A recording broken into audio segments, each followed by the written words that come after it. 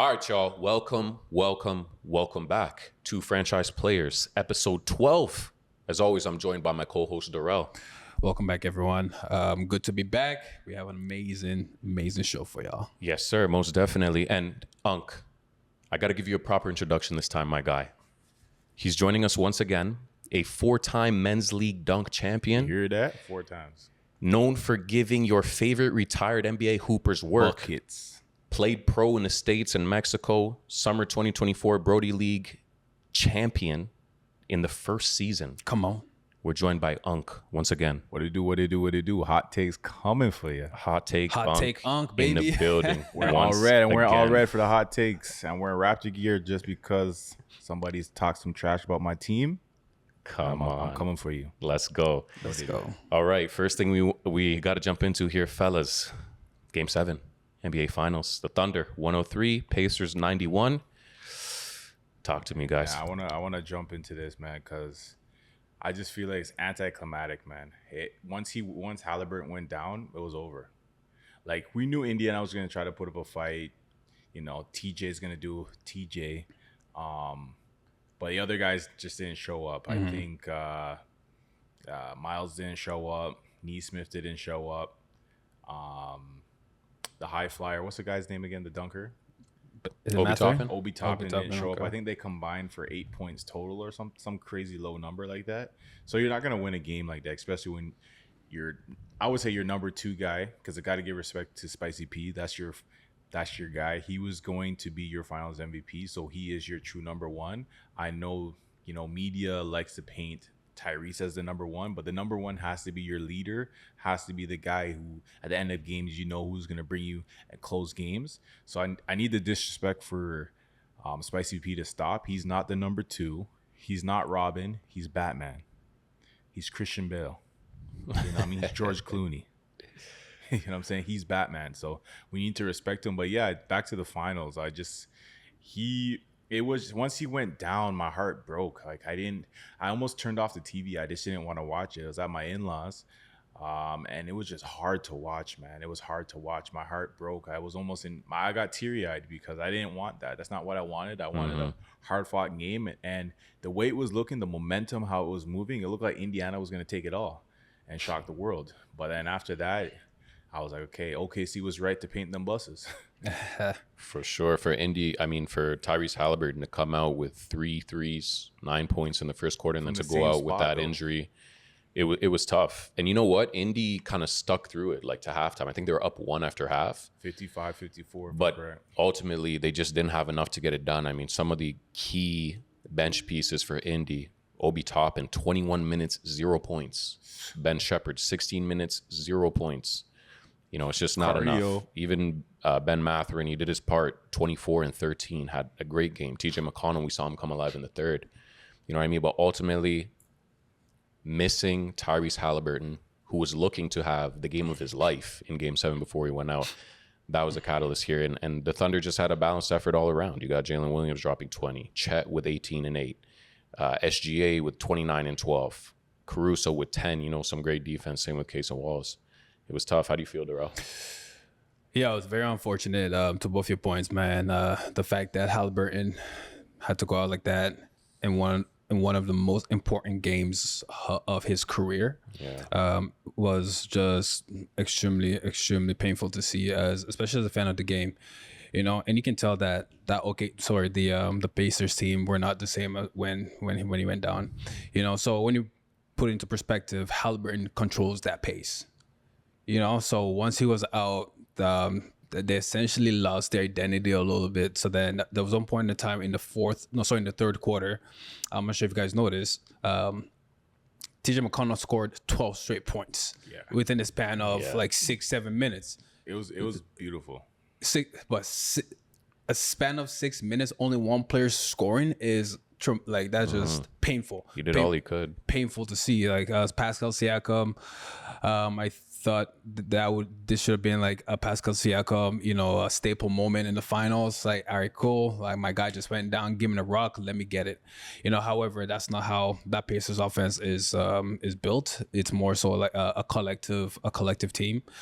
So if you really put it in perspective, so the Pacers actually don't have one player in the finals that averaged 20 points. Ooh.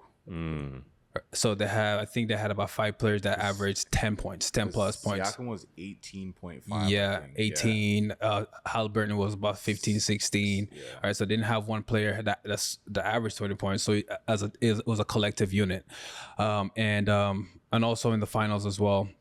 Sorry, in the game 7, OKC turned them over 21 times. You know, when you don't have your primary ball handler, it's going to be extremely difficult now to get a guy like a McConnell to take on that workload where his main objective is to, you know, get in with the second unit and facilitate that offense. And no, it was to me, I think it was amazing finals.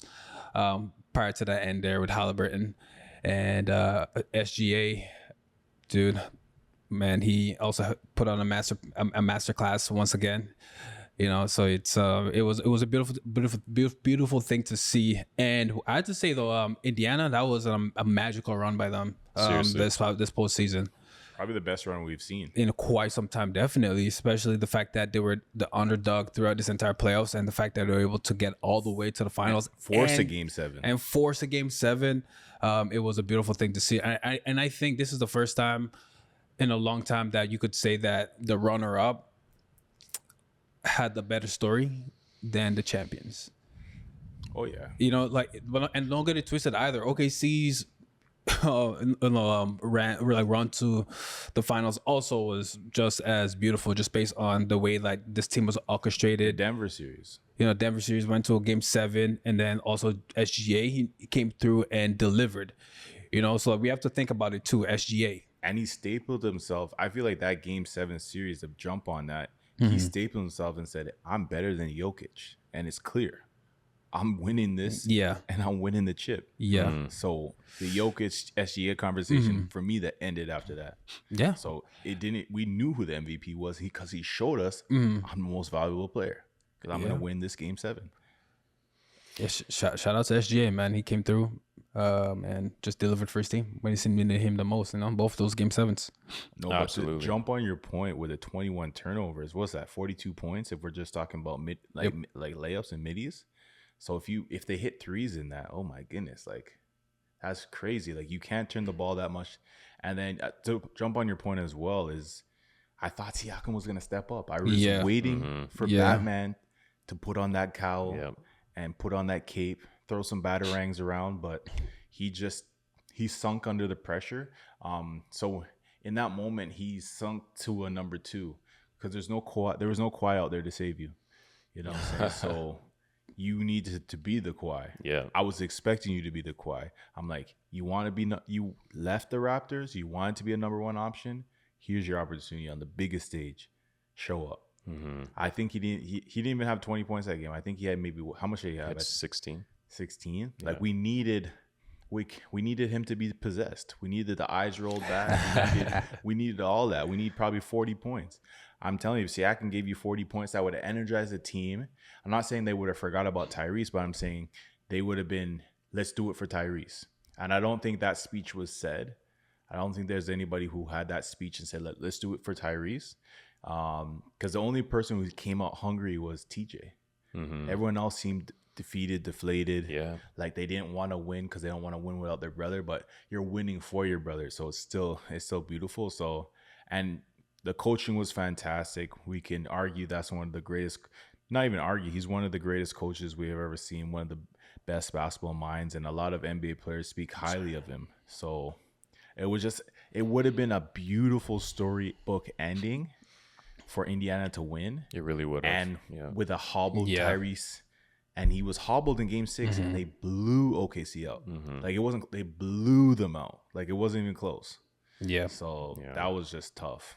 So in terms of energy, right? Like the whole Indy team, that energy, right, when Tyrese came out with that Achilles injury, was that from them. And like you said, just guys weren't able to step up. So speaking of Achilles injuries, so there have been 7 in the 2025 NBA season or postseason. I thought 7 collectively. Was a lucky number.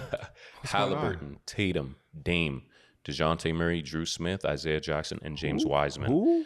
So it's happening a lot more frequently. Wait, who's Drew Smith? I believe he played for the Wizards. The only Drew I know is Drew Joyce. Drew Smith, Isaiah Jackson for the Pacers, and James Wiseman, I believe, was on The Pacers. He was on Pacers, the and they got traded to the Pacers. Raptors. Wow. Yeah, He was on the Pacers? yeah, he was on the Pacers, and they got traded to the Raptors, and the Raptors waived him. And we waived him. Yeah. Did he end up did he end up like on Detroit or something after that? I No, he think was in still- Detroit. He was in on Detroit, Detroit and then to the first. Pacers, and then from the Pacers to the Raptors, and I then think then somebody the picked him Raptors up waived after, him. if I'm correct. Could be. It's happening a lot more frequently, these Achilles injuries. So I was just curious, question to you guys. Is there any sort of preventative measure that the NBA can take to kind of, again, prevent the frequency slow the in pace down. Achilles injuries? slow the pace down. This is the fastest the NBA has. This is the fastest pace the NBA has played in the since the amalgamation of the NBA. You know, so it's like the players are the mileage on these players' bodies is so much more than it was 5-10 years ago. So I actually saw a stat earlier today actually that SGA he ran about 19 miles in the NBA finals, like throughout the NBA finals, and then I believe TJ McConnell was like 17 miles. So these, like, their bodies are taking a whole lot of mileage. So prime example, when you look at a guy like Jason Tatum, last season he was in the finals. He had a finals run, then went to the Olympics, and then from the Olympics right back to the NBA. So just like a whole lot of mileage that his body sustaining, not having enough time to rest. You know, so I just believe it's the pace of the game. And Halliburton, when you think about Halliburton and that Pacers offense, they have one of the fastest pace in the league, right? So, and he's leading that charge, right? So the fact, for me, it's, I wouldn't say it's the NBA. Well, so I wouldn't say it's the players. It's more so the NBA itself, how fast they want the game to go. Yeah, and then also Dame Lillard, if you put in perspective, he was also out with, I believe it was like a blood clot situation with, I could be wrong. I believe it was on his calf as well. It was in his calf. Right. So it's like, all right, cool. So especially when the calf is compromised, then there's going to be issues with the Achilles. Like I ruptured my Achilles 3 years ago. Right. So I can attest to this. So it's more so like once you strain the calf, I believe that should be that you should not take that lightly. The first time I ever heard of a calf injury was Andrea Bargnani on the Raptors, like back in 2007. He was out like 30-40 games. You know, some of these guys, calf injury with Halliburton, 2 games, 2 days later, he's back on the court. Right. And then the next game, he tore his Achilles. Kevin Durant, calf injury, game 7. So I believe it was like game 1 or 2 against the Raptors, tore his Achilles. Right. So I think when we shouldn't be taking these calf injuries so lightly, as well as just in terms of the NBA currently, maybe they need to think about the pace a little bit. You know, it's amazing. However, it's the players' bodies can sustain it. Yeah. So you believe the best form of action towards preventative maintenance here would be achieving any sort of calf strain, whether it's mild or severe, to let the player rest for an extended period, right? 100%. 100%. What I would have to say is what NBA players have been saying for years: shorten the season. Shorten the season to 65 games.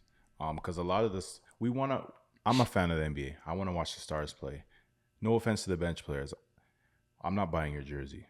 I appreciate your game. I understand how hard you work, but we want to see the stars. So you're rocking a Grady jersey, bro? Huh? And you're rocking a Grady jersey? Grady? No.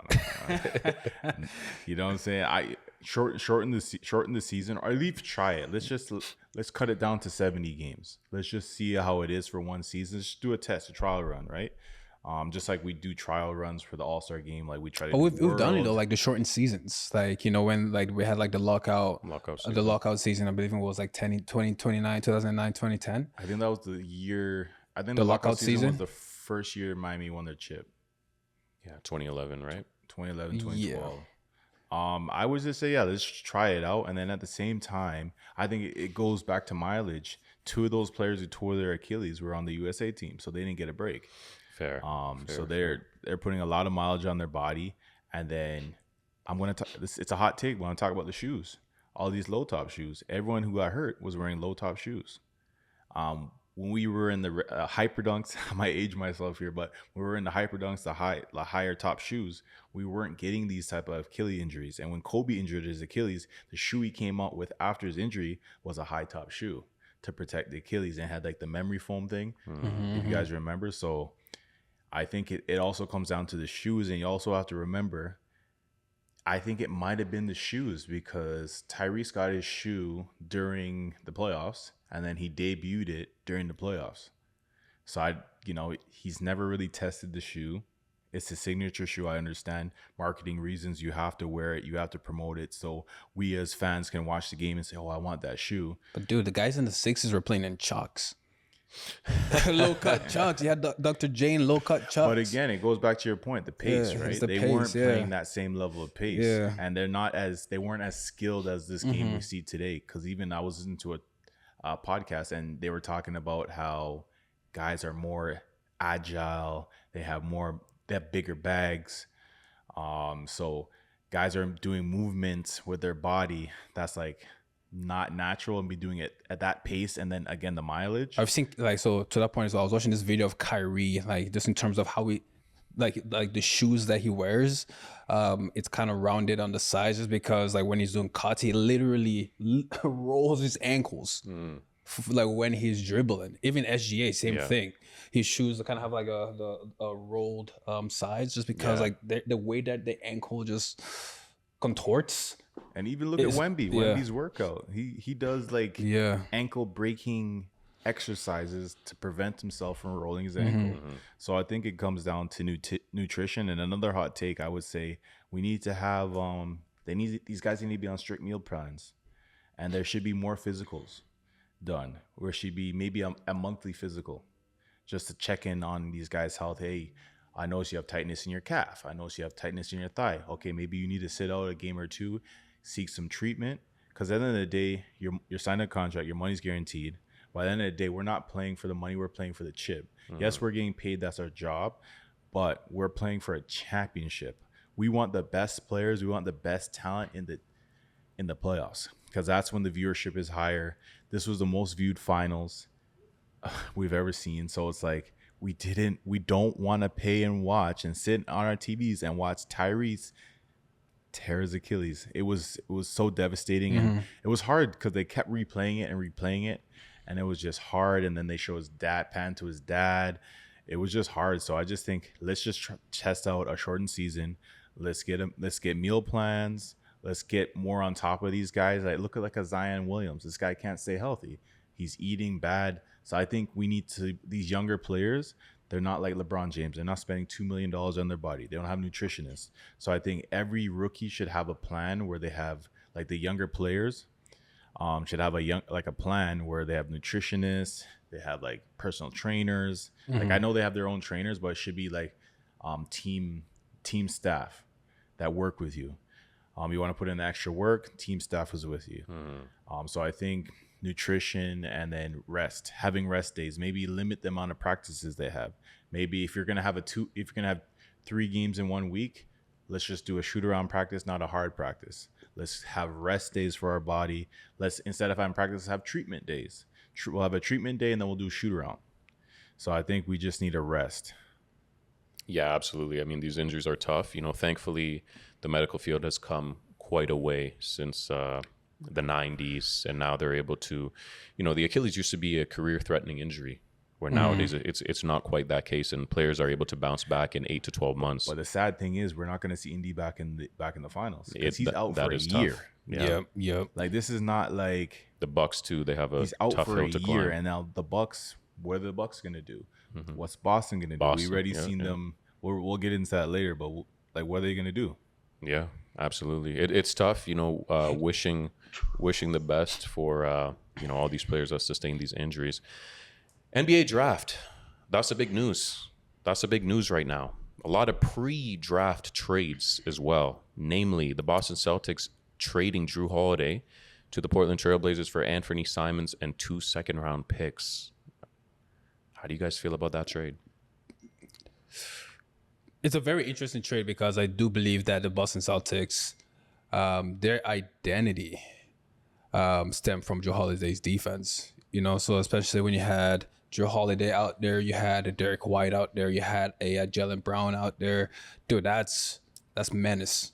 Defense, yeah. Yo, that is ridiculous. So now you're interjecting an Anthony Simons, who is an offensive juggernaut, and he's not the best defensive player. No. I just think the Boston Celtics, their identity has shifted a little bit. Also to that point as well, they lost Jason Tatum, as well as they lost a Porzingis to the Hawks for a Niang.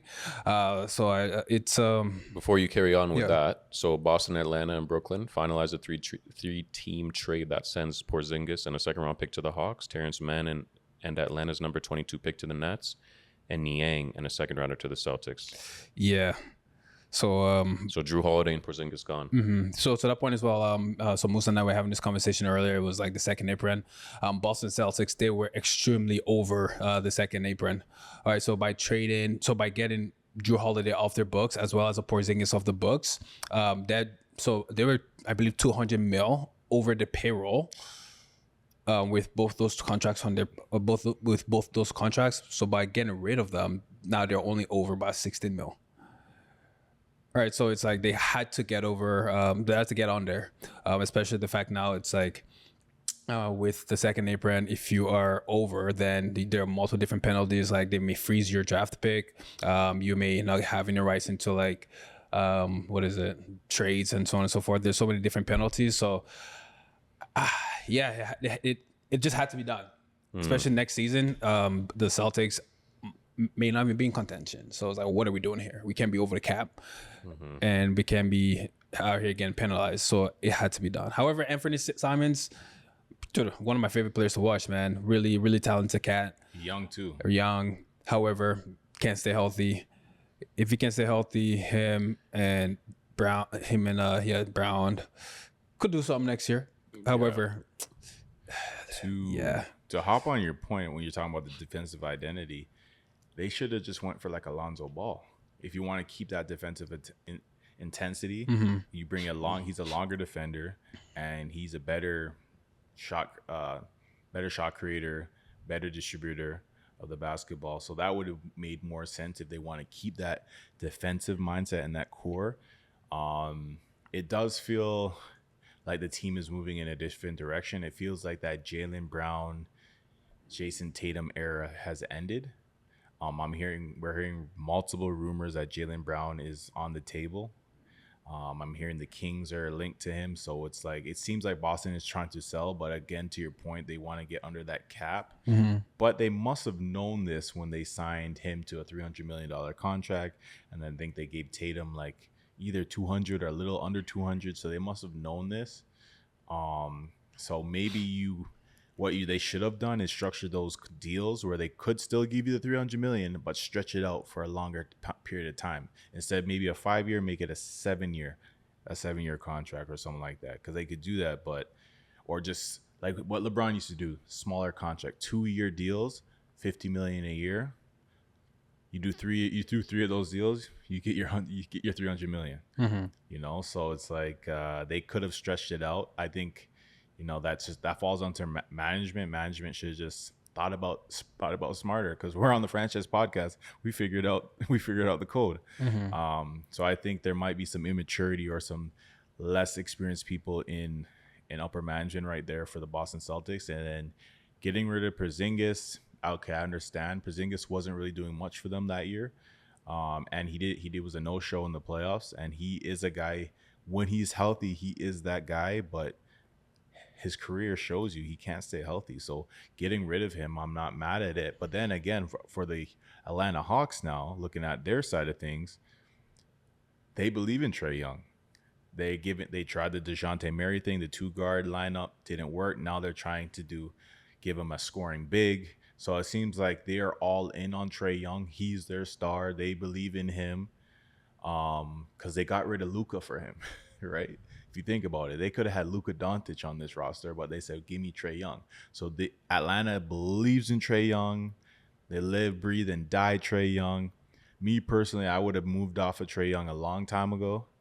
I heard he's a locker room problem. He's a coach issue. So if Atlanta believes in him, kudos to them. Hopefully it works this time. I personally know it won't work, but kudos to them for trying.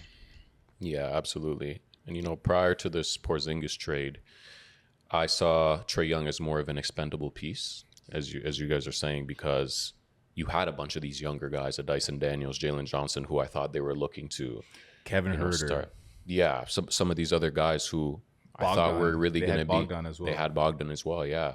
Who I thought they were really going to kind of mold the future after. And then if you could get some more young assets for Trae Young, it would make sense. But now after you add Porzingis to Trae Young, Jalen Johnson, Dyson Daniels, now it looks like all of a sudden they're really trying to go for it, especially in the East that's wide open. Halliburton hurt, Dame hurt, Giannis might not return to the Bucks.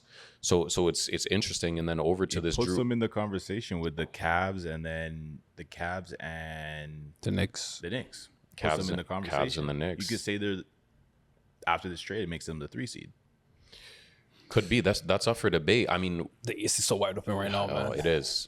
And over to this Anthony Simons for Drew Holiday trade. Listen, I get it, because with Jason Tatum being out, you need somebody to come in and give you the 20 points a game that Anthony Simons does. So I understand it from that aspect. What I don't get, and I understand it was obviously for the second apron, but what I don't get is you lose Drew Holiday, which was your defensive identity. He's a vet. He's battle tested. 2-time He's champion. won multiple championships. Exactly. So it's difficult to replace that. And like you said, the identity seems to be shifting a little bit. We don't know now we're hearing rumors of the Kings of Jaylen Brown. We don't know what's going to happen with Brown and Tatum, if that's the pairing of the future. We're not sure, right? When you trade Drew Holiday, we've seen it. He wins a chip the next year. Yeah. That's a trend. So it's kind of scary. And he was already traded to Portland before. Mm-hmm. So I already heard he's going to be moved again. Yeah. He wants to go to a contender. So more than likely. I'm hearing rumors of the Lakers. There's no need for him there. There's no need for him there, but he True can play anywhere. The Lakers? True could play anywhere. I believe he would be a good fit for the Lakers because Austin Reeves, he was exposed in the playoffs. He had zero defense. He can't defend. Lucas cannot defend. LeBron got old man legs. You need more defenders. So True to LA makes sense. I will see Rob Pelinka making phone calls to make that happen, and don't be shocked if you see Austin Reeves. Sorry, I got the wrong Austin. They both AR, but he's the true AR. AR-15. Don't be surprised if he is in a Portland Trail Blazer uniform in September. Mm-hmm. Hot take. Hey, man. The final point that I just want to make about Anthony Simons is his health, right? So for the Boston Celtics, you're getting a 20-point per game scorer, but I think last year was really his only fully healthy, more or less, season. The prior couple seasons, he missed like half of the year, both years. Yeah. So he's had injury concerns. This is a player where I've always thought of him as kind of Dame's predecessor, especially earlier on when Dame was with the Blazers and when Anthony first came on. So I like his offensive upside, but the injury concerns kind of scare me a little bit, especially for a younger player. Maybe it's going to be a non-factor. Hopefully he could stay healthy. But moves to get under the separate apron is understandable. I don't know about the Boston Celtics, though, in terms of roster construction, how they're going to play into next year. The East really is wide open, and a bunch of teams really have to take advantage of this window here.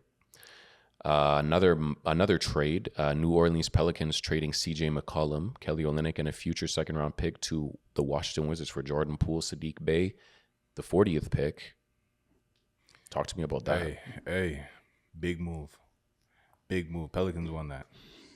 Because remember, we have Brandon Ingram. Brandon Ingram was their scorer because Zion was on the bench more often or doing his extracurricular activities.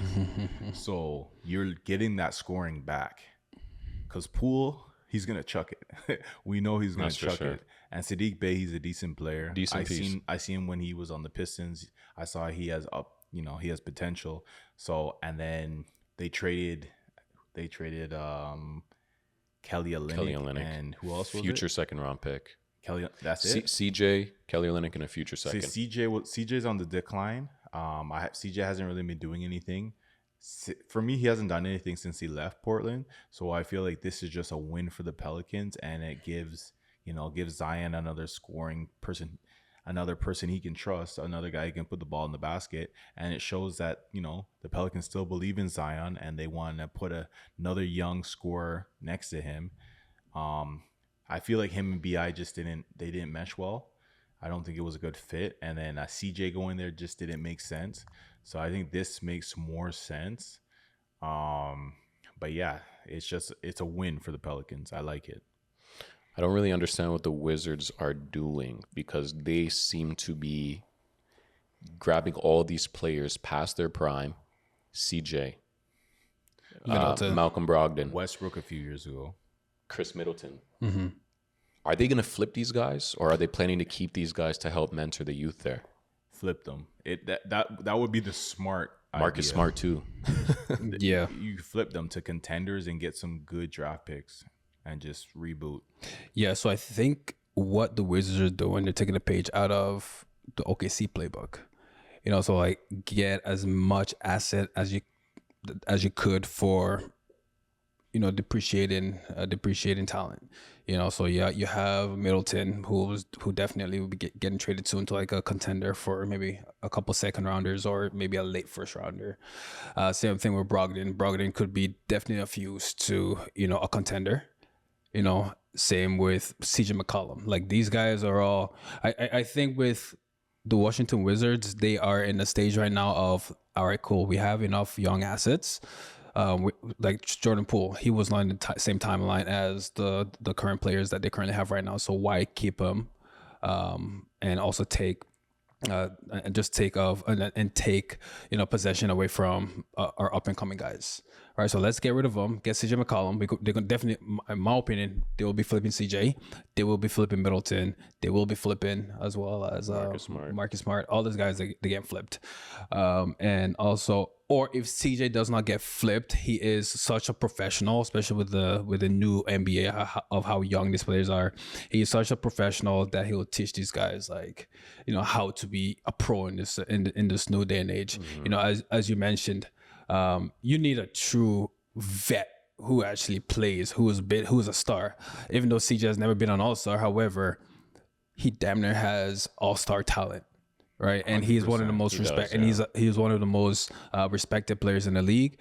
That's been mentored by, I believe, it's the president of the NBA People's, whatever it's called. I think he's the vice. The vice president with CP3, right? So it's when you have that type of leadership in the locker room, it just keep everything. He's the gel guy that I believe can hold everything together. However, he holds amazing trade value, just as the guy that we previously just mentioned in Jrue Holiday.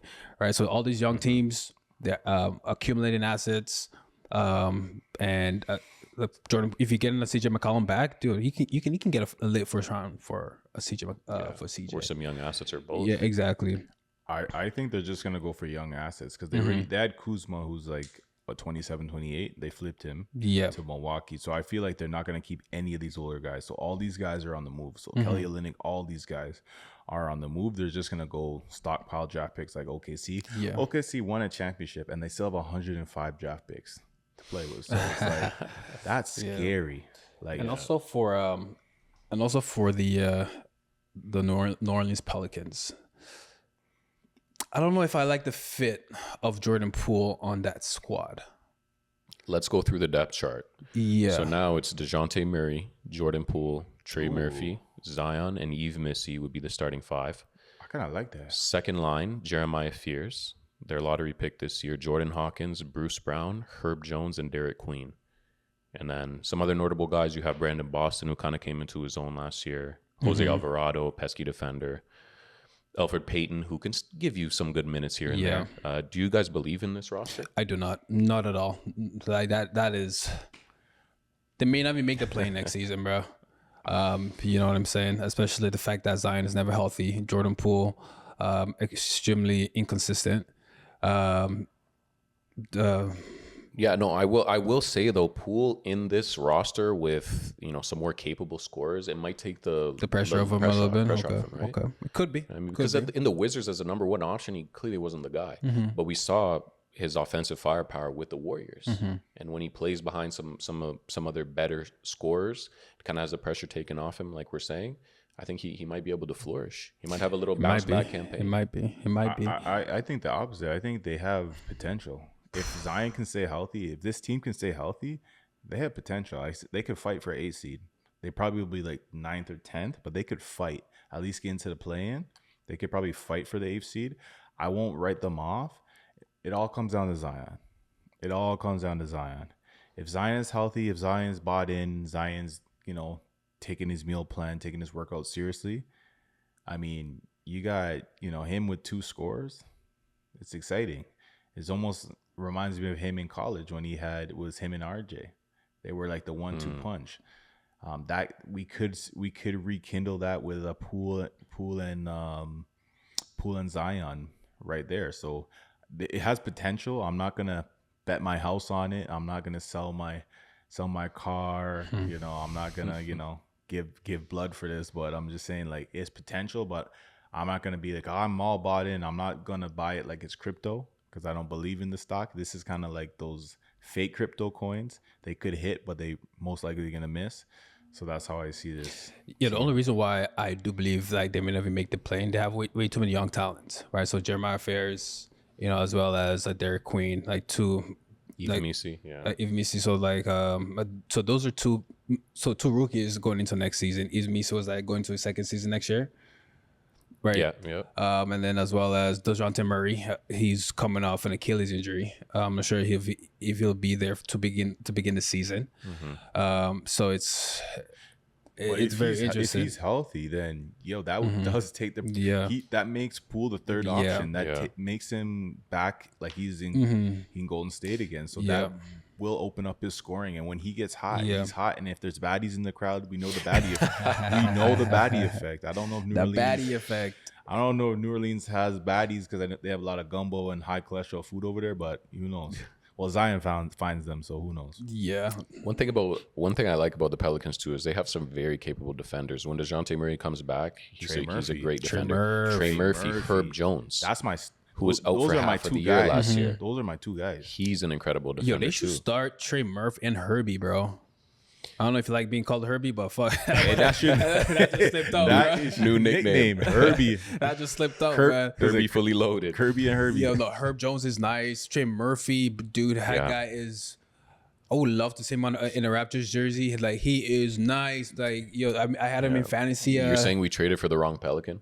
I don't think he's on the block, man, because I've heard a whole lot of heat around Trey Murphy. Yeah, dude, he is 6'8", 6'9" stretch, big. He can shoot that thing like no other. He's a high flyer. Would you say he's like a young Paul George?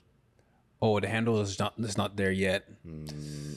The handle is not there yet because Paul George had a handle coming into the league. It's a good comp. No, because you remember when Paul first came in the league, he was back behind Danny Granger. Danny Granger, Danny Granger didn't go down. We don't see Paul George. So after that injury, then we got to see Paul George, because he came in. He was a defender. He was kind of very similar, and you can even say Trey Murphy's kind of like gives us Mikal Bridges vibes. I'm talking Phoenix Mikal Bridges, not this version we're getting on the Knicks. I haven't really seen much of Trey Murphy to give him the reins as like the next up in New Orleans as of yet.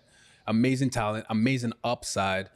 Defensively, I think he's one of the premier wing defenders in the league. However, I haven't really seen him. He doesn't have that in between game as like a Paul George, because even Paul George in his second season in Indiana, you start seeing those flashes, right? So with Murphy, I haven't really seen those flashes of him having a tweener, having a three level game yet. If he takes that jump next season, dude, because he already has the length, so now it's taking that next step there in terms of like his offensive. It comes down to coaching. Like, it's all about opportunity, right? Like Paul George was given opportunity early. So if Trey Murphy, you put him in, like you said, you put him in the starting lineup. Let's see what he can do. Test it out. Like, we're already losing games. Mix it up. Let's try something different. But the opportunities were there last season because you have to understand too, because they traded Brandon Ingram. Right, Zion wasn't playing, so it was him, Herb Jones, and those guys, and we didn't really, the flashes were there. However, like the Paul George, I'm not 100% The sure. Pelicans are a weird team because on paper you think they would perform better than they do. They've had a lot of injury problems. So Yeah. like Trey Murphy's been in and out. Zion, obviously, we know the story with Zion. Herb Jones was out for a large portion They last still have year. Valanciunas or no? I believe No, he's on the Wizards now. Yeah. I think He's probably on the market too. DeJounte, I think the Lakers. or Jose something like Alvarado that. missed some Actually, time last Sacramento. year. It's in Sacramento, I believe. Mm. Because I think it was like the Sacramento Bulls. Oh, Yeah, right. it's the the Sacramento. Sabonis and JV. Yep. Yeah. Yep. Oh, man. So that was all pre-draft trades, and it got even crazier after the draft. So let's jump into the draft now, guys. Mm-hmm. The number one pick being Cooper Flag. How do you think Flag is going to be with the Mavs? Man, Cooper Flag, Capture the flag. aka Captain America, aka the Great White Hope. And man, jerseys is flying off the shelves. Once I saw him work out with Team USA and I saw him getting buckets over Anthony Davis, an all-world defender, Facts. I'm like, he is a problem. Major. Too bad Toronto we couldn't trade up. I would have loved him in a Toronto uniform. Maybe we can make some trades later on. Who knows? But no, I think he's gonna be. I have a hot take. He might be the best prospect we've seen come out of Duke in a while. I might even put him ahead of Zion, because if he can stay healthy, consistency for 3 seasons and put up numbers, I'm putting him above Zion. Wow. Because Zion, we all believed in him. No, but there's nobody who loves basketball who said they didn't believe in Zion. So Zion just let us down. He's like a girl that we thought we were gonna marry, and she just let us down. So that's how I feel. You know, Zion just broke our heart, and this is the new kid on the block. He's only 18 years old, so he's very young. Lots of room to grow, lots of room to improve, and he's a two-way guy, and he can he's shoot. a two-way, yeah. And he's a true way. He's a good teammate. His passing could be better. His ball handling could be better. Well, these are things he can work on. He's only 18 years old. So as a number one pick, perfect selection. If you let him slip, you might go down as one of the dumbest organizations in the next 10 years, because this guy is a for sure win star. I'm not going to say he's a superstar yet because he still has to prove himself. But when you're getting buckets on NBA champions, I don't take that lightly. When you're the only person who's non-NBA invited to Team USA camp, and you're getting buckets, and the commissioner is coming to your college games, I'm watching out for you. Yeah, special talent. The thing that separates Zion and him, to me, very early on here, obviously, would be the two-way game, the two-way capability, because Zion was never the defender that Cooper Zion would already give you is. the highlight blocks, but he's not Right. really affecting the game. You're not going to be And the going to versatility, paint and be too. like, oh, I'm scared because Zion's there. No. That's right. So just a brief run. Or Durrell, you got any takes on Cooper Flag going to the Mavs here at 1? Yeah, so it's I think it's a no-brainer. Cooper number 1, just in terms of his physical attributes. What is it? About 6'8", 6'9", about 220. Has a 7'1" reach. Dude, man, I think to Unks, I'm about to call him Pops. About to be in a month, huh? Hey, let's go. Yeah, to Unk's point there as well, just in terms of the fact that he's able to just hold his own at 18 against like these NBA stars. And I think he is about to have one of the most interesting rookie seasons that we've seen since maybe Wemby. I think he's gonna be a problem. The NBA needs it. The American fans need, their star. Superstar. So we got Captain America. What is it? The Great White Hope. Great White Hope, baby. The Great White Hope. I'm happy with the pick. I think the Mavs, they got locked out after making that heinous trade for Anthony Davis for damn near nothing. So they got locked out on this one here, man. No, and another thing we have to think about is Kyrie's out, so he's gonna get a big opportunity to show us his game. Mm-hmm. Like, they're gonna be reliant on him to score the ball, because it's gonna be himself, Anthony Davis, maybe Christie. Maybe Christie gets to start when Kyrie's out and get some minutes. Actually, no. Yeah, he might get some more minutes. I don't know if he'll start. And then you have Klay Thompson. So it's an interesting team. And Klay, he's a willing passer. Kale's not like never been a ball dominant player. Like we've seen this guy drop 60 off 11 dribbles. So this team could be very scary. They could make a deep playoff run if they get everyone fully healthy. I already seen him and Kyrie linking up. They have the synergies there. It's scary. And AD, you gotta energize AD. AD's been working out, so it's scary. And they have I like their bench. I really like their bench. I like Gafford. I like Lively. Like I like these guys. So it's a perfect situation. It's almost like you said, Wemby going to the Spurs, perfect situation. Cooper to Dallas, perfect situation. Because imagine Washington got the number 1 pick.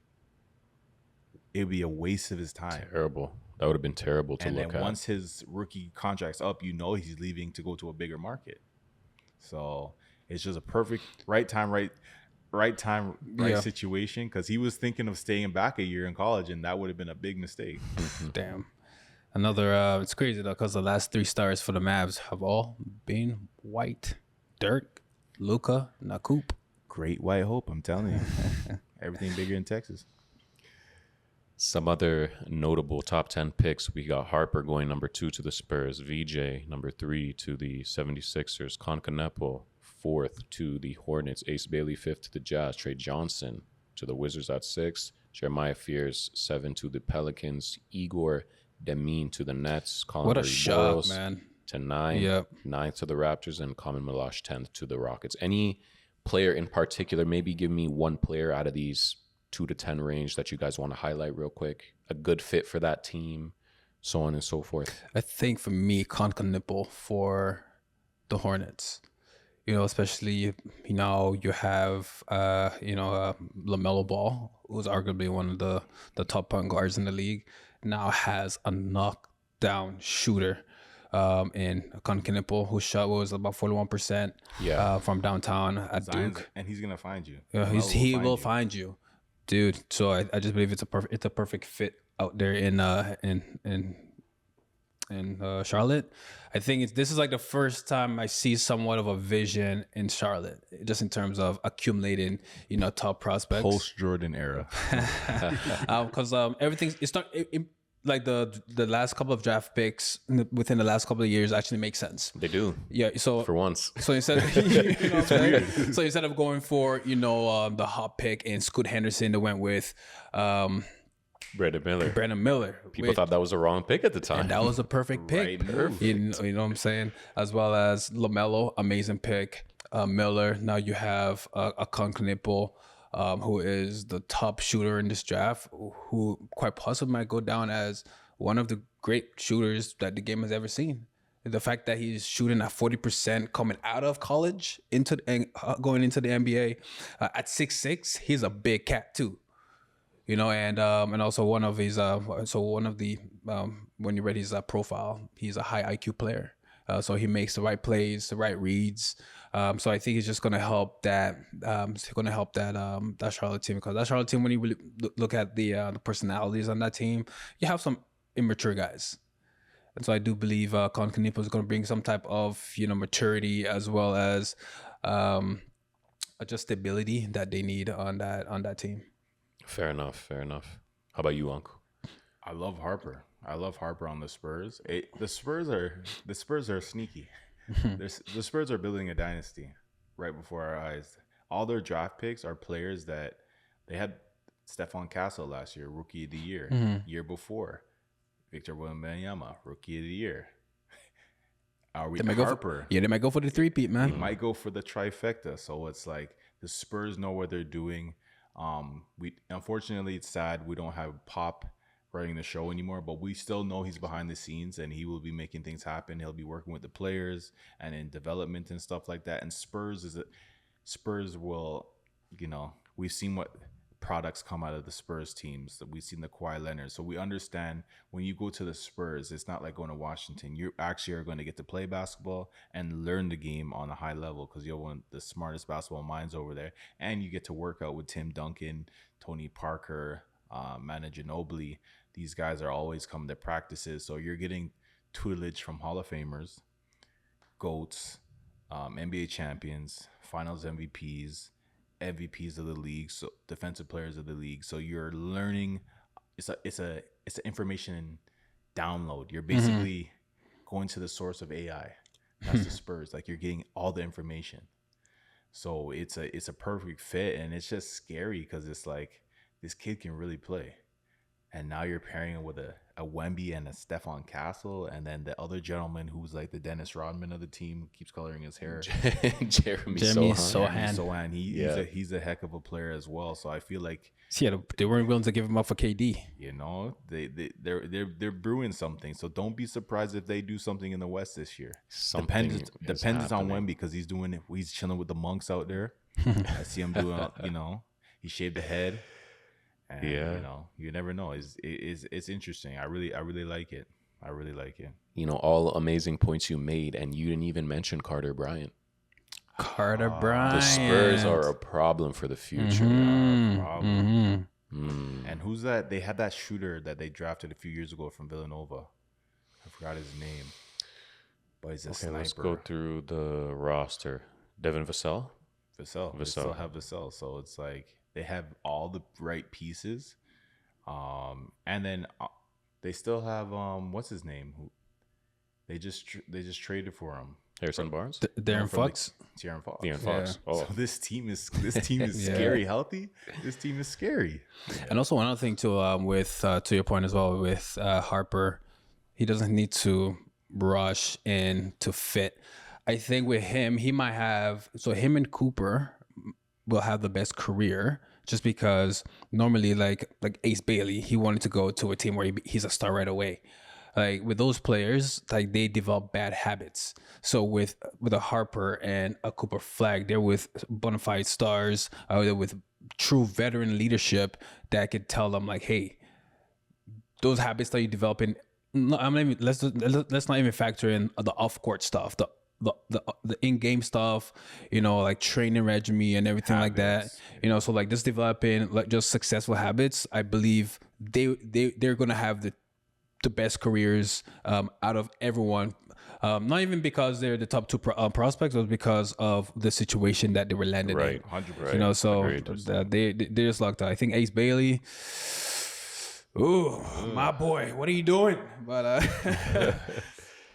yeah, he fumbled that for sure. He fumbled the bag too. If there's any notable player that I think would work pretty decent in this situation, for me personally, I like Trey Johnson. Yeah, I think Trey Johnson, great shot creator, good shooter as well. Very poised kind of wing player there that I think the Wizards needed pretty badly. Bilal Coulibaly is good. He's more of a defensive-minded player there. I like him as well on that Wizards roster.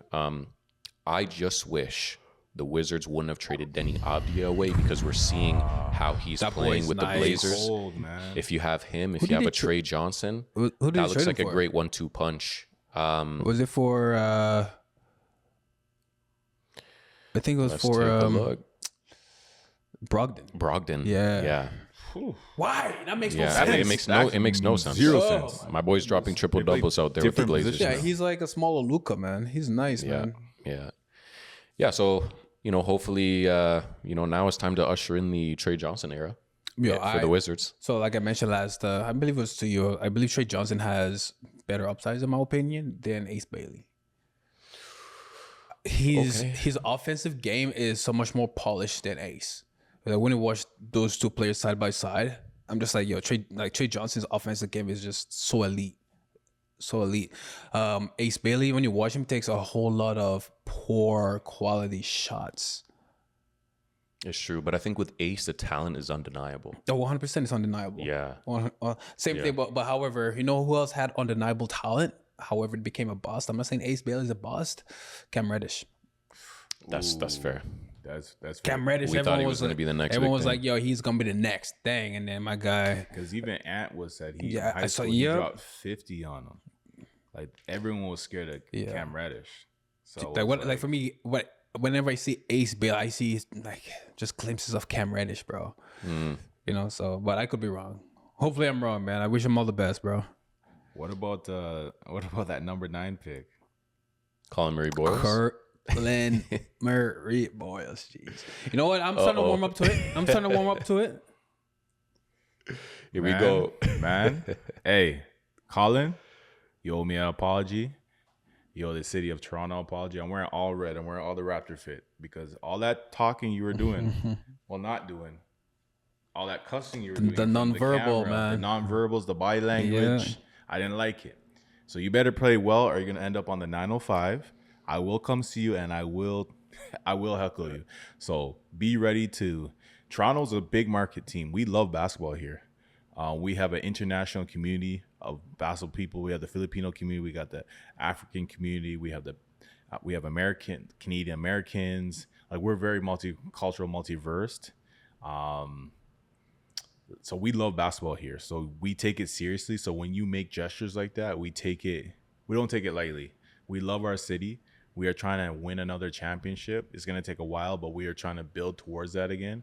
So we want you to come to this team, lock in, and your first interview, I think you should issue an apology or give us some type of understanding of why you did what you did on the major stage. Toronto's always had a bad stigma when it comes to star players coming here. Like Kawhi only stayed here a year. He said he didn't want to be here. So we're trying to change that narrative. So when you do stuff like that, it just hurts what we're trying to do, what we're trying to build. So, for me, that just shows emotional immaturity. Kind of shows some kind of self-entitlement. Like, oh, you're supposed to be drafted higher or you're supposed to be drafted to the team where you wanted to go. It kind of gives me some Ace Bailey type vibe. Like, I'm not going to work out for this team because I want to go here. So I just say in the NBA, you got to be, your skills undeniable and everything like that. But in the NBA to last, your ego can get you out the league. Like Dion Waiters. His talent was undeniable, but his ego got him out the league, not his talent. We all knew Dion Waiters. He was a problem. He was giving buckets in Miami. He was the number one option in Miami for a while. They even gave him the money. But the thing is, he also was on some Eddies, bro, on the airplane. Yeah, allegedly. So the ego takes into play. But I wish you the best. But please, watch what you do because the younger generation is looking up to you. The young Canadians, the young hoopers. You know what I'm saying? You have a bigger reach than I do. I try to do my thing on YouTube, but you're an NBA player, so you have that reach to all the Canadian kids because we only have one team. We used to have Vancouver Grizzlies. So we only have one team. We have a team to represent a nation. You're not representing Toronto, you're representing the nation of Canada. You're like basically a national team player at this point. So you got to take it seriously. You're in a big situation in Canada, and there's a big opportunity. So take this opportunity seriously. And yeah, man, I had to come at you because that was I almost didn't sleep. I was in dismay. You had me wearing all red, man. I was about to wear the Raptor hat too, but I said, you know what, leave it in the car.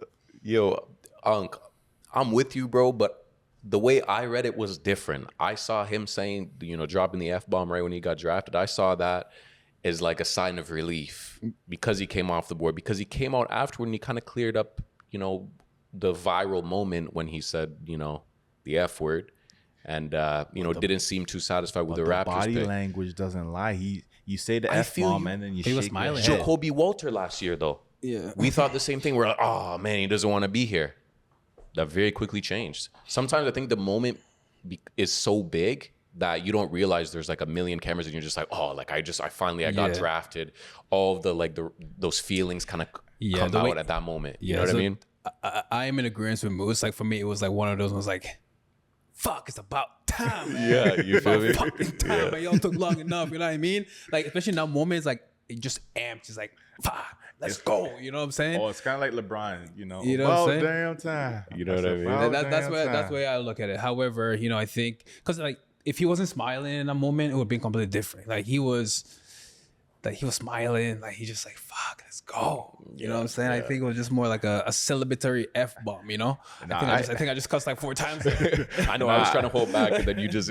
No, I hear you, but yeah, he definitely came out with a PR dropping that younger photo in the Raptors shirt. I felt a little bit better. I felt a little smile came on my face. I was like, okay. You know what I'm saying? You got some nostalgic value, but can't deny his girlfriend was pissed off though. Her body language was not happy. It's possible, but hey, Chloe Kitts come to the Toronto Tempo next year. Hey man. Finna be reunited. Hey, man. Hey, Toronto got the girls, eh? So if she ain't the one, Toronto got the girls. So if you you're a worry bad about the influence, my guy. I'm just saying, man, if she's gonna be messing up your psyche, messing with the team, we don't need that. We need to cut that out. We got honeys down here. we got the best multicultural food in the world. So you're gonna be eating good. Sorry about the taxes, but that's about it. But I must say though, it's the pick itself at 9. Colin Murray, he has has been. No, he's been growing on me. I've been watching some of his highlights, some of his defensive highlights. Dude's a menace. Even to that point as well. We just researched his physicals. Like my guy has what is it, like 7'2" wingspan and an 8'10" standing reach. Yeah. Doug, those are physical attributes that you cannot pass up. How tall is he? 6'9"? 6'7". 6'7". 6'7". And he's an amazing playmaker. He sees the court really well. He sounds like another version of Scotty. He is. He could be In a lot of ways, I can see that. Sounds like Yeah, another version of 1%. I can Scotty. see that. So do you play them in the same lineup? Because we're not winning right now. We're not playing winning basketball. You play him in the same lineup. I think we test them out in the same lineup. Do you start him? I think you start him immediately. Yeah. Why not? Let him get it out. Let's get Because the he's kinks an out. older rookie too. In any other draft, he's a top 5 pick. In any other draft, he's And a top top 5 five pick. picks play. Like, And one Top thing- 5 picks, they're gonna start. And when I was watching some of his highlights, he has a nice, a little underrated handle. He handles that rock really nice. He has a nice little in between, He's a cross. nice player. He's got court vision. You know what I'm saying? So for 6'7" guy that's able to attack the paint, though, it's kind of Yep. Zion-esque. is he With his size. two-way? Yeah, two-way. Okay, Two-way him and capability. Scotty together that's terrifying. Yo, we will That's have a terror lineup out there. This is our terror lineup, okay? Scotty, Mobo, Boyles. Okay. You throw in Sned? Jamal Shad. Jamal Shed, and then you have Puddle. No shooting, however, if we need to get We could get a need bucket a though. stop. We could get a stop and a bucket. we're getting straight. That's a terror freaking lineup right there, man. That's crazy. I think he's gonna be solid for the Wait, Raptors. I didn't hear RJ in that lineup. So RJ, RJ's not a defender, bro. You trading this him? is just my terror lineup. We just want to Okay. get stops. If you're down 20, we need stops. You put Scotty, Mobo, Boyles, Shed, Puddle up in there. But now we can argue: do we still need RJ anymore? Because we remember you didn't even mention Bi. We have Bi. We have Brandon Ingram, so he's a scorer. Scotty showing us glimpses that he has star potential. So what do we do with RJ? That's the question. He's 6'7", same height as our pick. You know what I'm saying? Our pick is a playmaker. He's a playmaker. It's like it seems like we're trying to transition. We just got rid of our GM. Like it seems like we're doing a transition process. And I think if we really want to, which I would love, because I've been telling you guys for a while, we need a vet. Package quickly and RJ bring in Giannis. Who's the starting PG? Elijah Martin, baby. Sned. I don't know if Jamal Shad is ready to start. I think where he is the backup PG. He has started games though this year. Defense, developing shot. I say you keep him like in a Jose Alvarado role. Keep him there. Keep him as a backup PG. I don't know if he's ready to come in and be the starter. Giannis though? No, for Giannis, but I'm just saying there's still holes in the team, even if you bring in a Well, Giannis. remember, we could still go out there because we're not gonna win games right away. So we could go out there and get a veteran piece like a Chris Paul. For a the veteran wheels minimum. are turning, my boy. For the veteran minimum. So imagine Chris Paul lob threat to Giannis. That pick and roll is disgusting. That would be crazy. And That would be remember, crazy. Scotty had a growth spurt, so Scotty's 6'10". And then we even forgot to talk about Grady Dick, who's our shooter. Mm-hmm. So it's like Grady Dick, Abaji. We got some guys. a lockdown defender as well. He's 6'5". So it's like we got pieces. So what is the starting lineup then for the Raptors though? So- Because now it seems like it's a bit logjam. So it's Bi. Sorry, let's start from the point. So we Start go from the quickly. point. So go quickly RJ, and then Scotty, And then BI. Bi, and then But you Puddle. go BI, Scotty, Pirtle. portal. You have to. And then CMB off of the bench. CMB off the bench, Dick, Mobo. Yo, the pause. Hey, yo. The pause right after that was crazy. David bro. Battle. He's another shooter. Battle. Off Yeah, the Jameson Battle. Yeah. You got Mobo, Abaji. Abaji. Mobo. You also have the tall dude. That was wild. That man got to change his name, bro. The guy changed. It's just Grady, bro. The jersey swaps are crazy. Richard. One thing that I wanted to point out, this was crazy. I know you guys saw this one too. So Dylan Harper, Yeah. career earnings 56 mil. His dad 35 mil across his Crazy. entire NBA career. Money, money, money, money. Shout out the OJs, man. Oh, wow, This man. is crazy. Hey, man, Pops can't say nothing to me. Dude, Daddy come can't on, say man. nothing to me. You can come to my house for Christmas. My goodness, bro. I got the rolls out front. That's crazy, man. I bought my thing. Yours is the lease. Hey, but at the end of the day, man, without Pop's genes, man, he ain't getting that 56. Hey, man. We can't lie. Pop's influence is there. The genetics, number one, and the name, too. Let's not lie and say the namesake doesn't hold any weight. Look at LeBron Definitely James. does. LeBron James Jr. You're telling me that namesake didn't get him drafted, didn't get him to college? Like, your name holds weight. And his dad was I believe his dad was a 7-time NBA champion. 7 or 6, because I know he won with the Bulls, and he also won with the Lakers, and I also believe he was on a Spurs team as well. So I think he has at least 6 or 7 rings. So, or if I'm, yeah. Actually, no, he was on the second run for the Bulls. So I think he won 3 with the Bulls, and then I think he went back-to-back with the Lakers.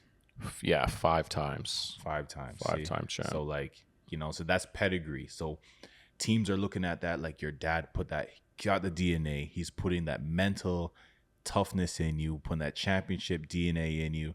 So your namesake holds weight. So, yeah, definitely your namesake definitely opens rooms for you. And, we have a lot of people in upper management are nostalgic people in basketball who are much older than Dylan Harper, so they're gonna know how his father's game was, and they're gonna be like, "Wow, are you better than your father?" If you're anything close to your dad, because his dad was a 20-point scorer in his prime before he went to the Bulls, so he wasn't no scrub, and he was an all-star. So if he can be like his pops, that's a solid player. No, most definitely. Man, to have all that money guaranteed just in the rookie contract is wild. I remember when the rookie contracts were like, they were getting like maybe like 1 million, 2 million a year. And I think after 4 years, maybe they have 10 mil, and then the extent Inflation, baby. Inflation, as well as just the new NBA media rights and everything like that. The league is growing, man.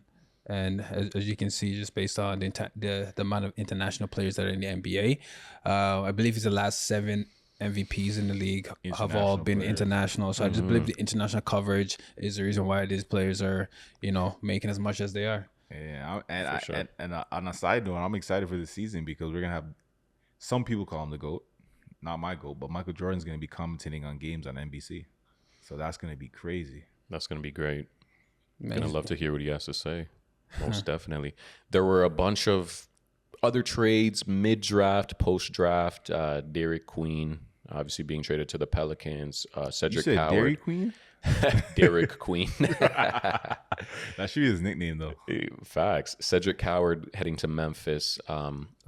little more minor, but the one big trade that happened pre-draft that we didn't even discuss yet, Kevin Durant, Rockets. Oh man, this was Raptors red, but now it's gonna be Rockets red.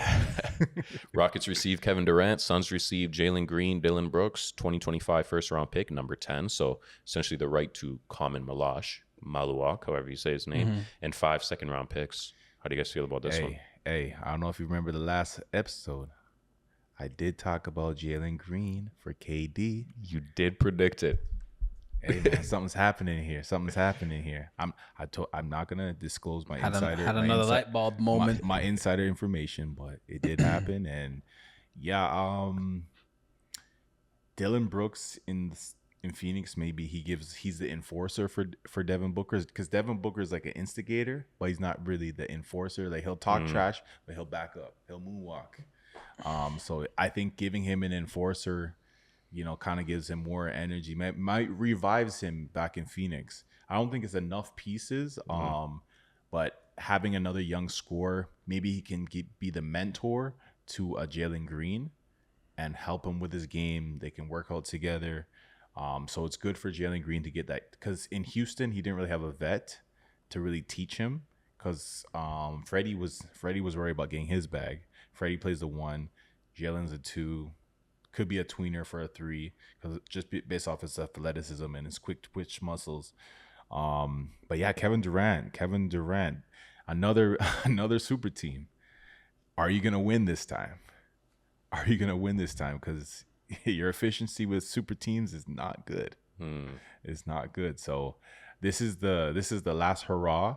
I would have loved him to go to the 76ers so they could have, done the last hurrah with whatever they're trying to do over there. Trust the process, Right. trust the garbage, whatever you want to call it. But I you know what? If Kevin Durant can stay healthy, it will be a crazy situation, but he's near the end of his career. He hasn't, for the last 3 years, he hasn't shown he can stay healthy. So it's hard. He's not made of the same vibranium LeBron's made of. So, LeBron might be an android. Let's be real. He might be a 40-year-old android. He's not of this world, bro. So if you're into superheroes, Superman, he might be a Mazo. He's crazy. the android who can imitate everyone's abilities, absorb it, never gets hurt, never gets tired. Kirby. Kirby, absorb the power. Shout out to Nintendo. But yeah, it's just I think you're just doing too much, guy. I think you're just doing too much, and I think his ego says I can still be the number 1. Well, we've seen that he's not really a true number 1, because even when he won on Golden State, we all know that was Curry's team. So for me, he was never the number 1.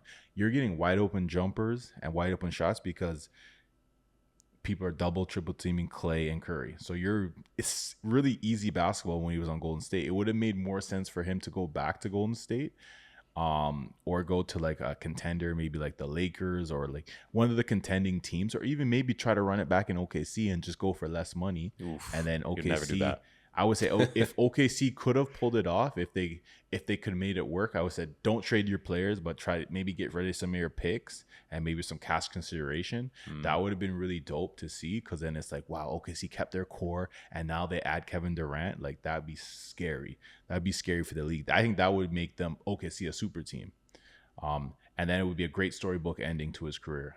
You go back to OKC, you lead them to a back-to-back championship, led by Shea and them boys. So it would be a beautiful storybook ending to his career, but it's too late now. You sign with the Houston Rockets, and yeah, man, you're just doing too much, man. Like, now he's a part of, I don't know if you guys see, now he's a part of the rainbow jerseys. He's a part of the rainbow Darrell jersey. sent that to me earlier.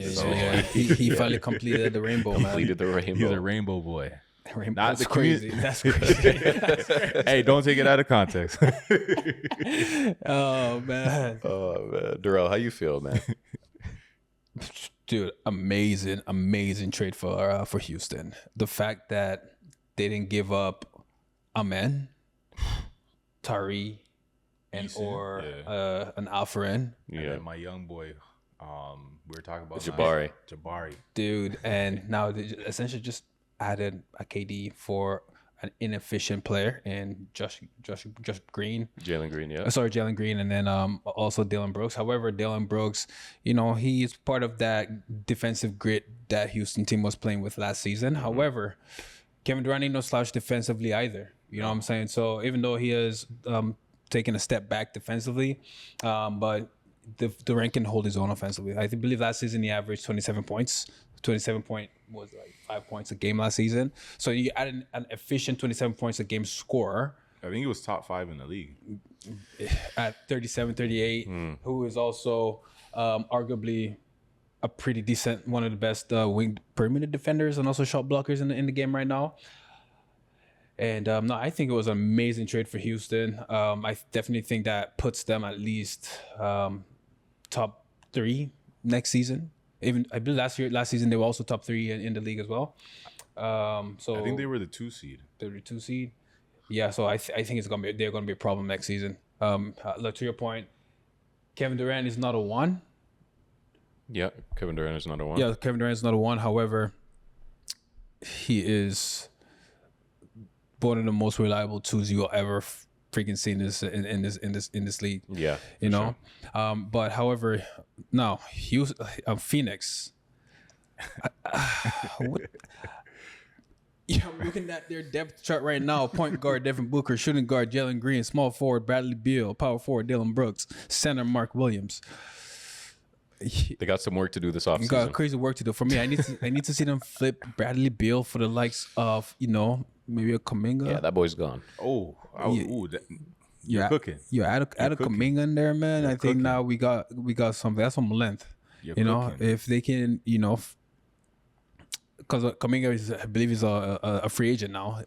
So if they can somehow get him in there, I would love that for Kuminga, because Kuminga was like a microwave scorer. Like he 22 minutes, he's averaging 24 points in 22 minutes. So it's like, give this guy some more PT, give exactly. some more tick. Absolutely. Hey. And also Jalen Green too. I heard through the grapevine that they're looking to flip Jalen Green. So who out there could they really get for Jalen Green? And he has a really good contract right now, I believe. Yeah, he has a ton of It's upside. 105, right? 105 million. Yeah, for 3 years. I think he has like 2 years remaining on that contract. So it was like 80 million left on that. Something like that. You could flip him for somebody. Like 60 for sure. For sure. Yeah. Obviously Kevin Durant going to the Rockets, I think that was just like the perfect player they need. Like you get a 25 point per game scorer with ease. Just onto your roster. You, like you said, you don't have to give up Ahmed. You don't have to give up Alperen Sengun. You don't have to give up even maybe some assets that weren't as highly valued, like Jabari Smith or Tari Eason, but still staples of your team. Reed Shepherd, my boy, is not even getting in me. You didn't give him up. Yeah. You didn't give up Cam Whitmore. You know what I mean? Well, You he's gave in up trade only talks one now. first. Yeah, and 5 second rounders. So seconds. I think it was an amazing trade. Sometimes you got to make some swings, man. And I think Jalen Green being the cost of getting Kevin Durant on your team, I mean, bro, you do That's that. a dub. You do that. You did predict it last pod. Y'all go listen to that. My boy predicted it right here. Tap in to the franchise podcast. One thing I want to say about the Suns. Tell me if I'm wrong. There's going to be a lot of fights between the Suns and other teams. Grayson Allen and Dylan Brooks at the wing position. Yikes. That is going to, sound like a WWE. That's going to be SmackDown, crazy. Raw. Yeah. Love it. Oh, man. But ultimately, I think they did some good work already. I mean, Jalen Green, even if they decide to keep him, maybe you ship out Brad Beal. You have to ship out Brad Beal. You ship out Brad Beal, and then you get Mark Williams, who's a very capable center. Injury concerns, but when he's on the court, he's a double-double machine. Yeah, he is good rim protector. He's You know what I mean? So They also did a really, Tyus Jones fixed the bench a little bit. They drafted Rasheer Fleming with the 31st I pick, like right? Rasheer, man. I really like him, man. Really, was he a 6'8" stretch forward? Yeah. Has a beautiful jumper from out there, man. Looks really good. Looks really good. I don't know what they're doing in Phoenix. If I'm Devin Booker, trade me. However, Trade me He's now. loyal to the soil, my guy. Trade me. And also, But he Kaman. wants to be on a contending team. He said that after last season, and it's like, this is what you give me? They got to do some trades. Yeah, but he's about to sign the Supermax, though. But he's about to be the highest paid player in the league, like 70 mil per season for the next 5 seasons. So it sounds like a So Gilbert. he's resigning. Sounds like a Gilbert Arenas then. He's getting paid. Sounds like money's more important to you than winning championships. That's what it sounded more like. And it seemed like Bradley Beal, he seems like he's only in it for the money, where he's going to get the most money. Because realistically, Bradley Beal got a new contract today. He's not getting the money that he got from that Washington deal. No, absolutely not. Because He can't he's just stay not healthy. worth that. He's not worth Yeah. that. And he was supposed to be a legitimate number 2 or he'd be a number 3. But on any average team, any other team, he's a number 2. And 15.6 points a game is not it. Because you got guys like Desmond Baines who are showing they're way more valuable than you. Yeah, absolutely. But they don't have the same talent as you. So it's like, what do we do? What do we do with you? was Kevin Durant holding him back? Was that it? But Kevin Durant's never been known to be a toxic player. So for me, I'm thinking that falls back onto you, thinking you're still this guy. It's almost like the John Wall effect. I don't even remember when he wasn't the John Wall we're used to, and he thought he was still that John Wall. I think he might think I'm still Bradley Beal. No, you're just Beal. Yo, that's crazy. And also to that point, I believe with Bradley Beal, he just couldn't stay healthy when he was in Phoenix. So like, I believe within the first like 2-3 months when he got traded to Phoenix, he rolled his ankle like 3 times. Yeah. You know, so and also coming back from any type of injury takes some time to get accustomed, as well as there was like no cohesiveness between Booker, Beal, and KD, and also they had no depth. Well, we could also argue he's never been traded ever in his career. This is his first time being in a new situation. Was his first year there, so we could just say, first year jitters. Not being accustomed because he has 2 young children. He's got his family. He had to move them out there, so it's a whole adjustment process. So now that he's a year in, let's see what they do this season. But if he's still like this by February, pack the bags, make the call. Get him out of there. Mm-hmm. Or was also. To that point as well, was Bradley Beal, while he was on the Wizards, was he just a really good player on a bad team taking all the shots? I would say yes. I would say it's like the Kevin Love situation. You know what I'm saying? Kevin Then you put Love him on in Minnesota was the star, went to Cleveland. He's like, So then you put him on a good team. He doesn't really know how to play alongside other stars. Because remember, and on that Washington, he was dropping 30 a game. Yeah. He averaged 30 a game. I think his final year there, he averaged 30 a game. Mm-hmm. So it's like you have to get used from being the man since John Wall left. He's been the man, taking all the shots. Offense, the plays are always run for you. Now you got to change your so now you got to humble yourself. I'm not the number 1 no more. I'm not even the number 2. I'm the number 3. So I'm gonna, I might sit. I might be sitting in the corner for 5-6 plays, not touching the rock because that play is not set for me. That's So I think his ego might have taken a hit, and he thought maybe he thought maybe that big 3 was gonna work, and when it didn't, he was just devastated. I believe front office asked him to waive his no trade clause. They're like, "Yo, bro, we really need you to take that off your contract, man." They were trying to trade you in February, and you're like no trade. Like I think Kevin Durant said that kind of turned him off from Beal as well. Because that's selfish to the team. And then my thing is like, why did you want to stay there? Like, it's not working out. At that time there was contending teams that would have put their money on Beal and gave him a second chance. And it's like, now I think he's tarnished his reputation, not being willing to play ball, not being willing to drop the no trade clause. And it is kind of crazy for a player like him to even have a no trade clause. The only players who should have a no trade clause is like a LeBron, like the superstars, like the LeBron James, like not even Kyrie should have it because Kyrie, his health, since from the beginning of his career, his health has always been questionable. But like maybe like a Luka Doncic, like guys, Shea Gilgeous-Alexander, that makes sense having a no trade clause. Like, do you believe Jazz should have a no trade clause? Who? Ja Morant. He has a no trade clause. Do you believe he should have one? No. All right. He should have. Remember your point last pod? You know what I'm saying? Mr. Grenade Thrower. That's funny, you know what I'm man. saying? Next time he's gonna have a drone strike celebration.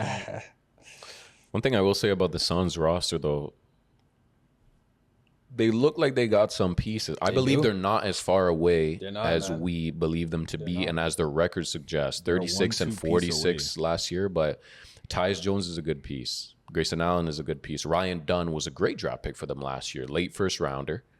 Decent 3-and-D guy. Only developing. Common Maluach. Hope I'm saying that right. He's going to be decent. As a backup big who's just developing, I think that's a perfect role you throw him into. Mark Williams as the primary center there. You have some good 3-and-D guys. Rasheer Fleming. Royce O'Neal can stroke it from deep. I think they have a decent roster. I think now is the question of, okay, what do we do with Jalen Green? And what do we do with Brad Beal? Once they can figure that out, then I think they can be a pretty decent team. Green and get a reliable 4 or like a 3 for Beal, because Green's still a young talent. Because Phoenix have pretty much given away all of their assets for that current roster right there. He has upside. Because I believe they gave up was like three or four first round picks for Beal. And they lost a couple of first round picks for KD as well. So they've pretty much boxed in their future for that roster that was damn near last in the West last season. Because that Laker pick came from Phoenix. Yeah. Yo, I thought Jalen Green was just Jordan Clarkson with hops, bro. Come on, man. You're high on him again? I'm not high on him. However, he's still a young talent. Still a young talent. You never know. He could be Jordan Clarkson with hops. But Amen. But hey, hot take. Team Filipino in the World Cup, man. We got Jalen Green. We got Dylan Harper. Hey, we man. got Jordan Clarkson. Feel what I'm There's saying? another 2 guys I'm forgetting, but hey, man, There's some Filipino nice guys. Yeah. some nice guys on Filipino team. Most definitely. Probably one of the biggest pieces of news here over the past little while. Actually, this one happened yesterday as of the time of recording. Raptors and Masai Ujiri parting ways. Longtime executive and 2019 NBA champ was heading into final year of contract. Being Toronto fans, obviously this one hits deeper than most. How do you guys feel about this one? man, it's a heartbreak, man. It's like one of those breakups that you didn't really see coming. Agreed. That when it's a tough one. Just because Masai, he really shifted just that just basketball in Toronto. You know, the fact that he brought us our first championship, he really built that winning culture in Toronto basketball. Prior to Masai, Toronto Raptors did not have that winning identity that is associated with the organization now. Like nowadays, if you hear any of these sports analysts, they mention Toronto as one of the winning franchises in the league. Oh yeah. So within Masai's tenure in Toronto had, I think it was like 5 or 6 straight seasons with 50+ wins. Prior to Masai, I don't believe Raptors, I think we only had maybe like one 50 game win season. If that. I believe like the most we won with Chris Bosh era was like 49 wins or something, 48, 49. With Masai, the first season, he came in, traded Rudy Gay, and he was able to get rid of that Andre Bernardi contract. You know, that was like the first. That was the first era, and that season we won 48 games. We got, I believe we got bounced out of the playoff by Brooklyn. You know, and then the next season we won 50 games, dude. So like he established something with Toronto basketball, Right. you know, and also even brought that championship. And the one knock I would say most people have against Masai is that he overvalues his assets, but then again, you can say maybe he doesn't, because look at what Pascal Siakam did with the Pacers squad. He was able to take that Pacers squad to the NBA Finals. Look at OG Anunoby. You know, he was a catalyst in that New York offense and defense schemes. Fred VanVleet, he led that Houston team to, was like the second or third best record in the Western Conference. So was he overvaluing his assets?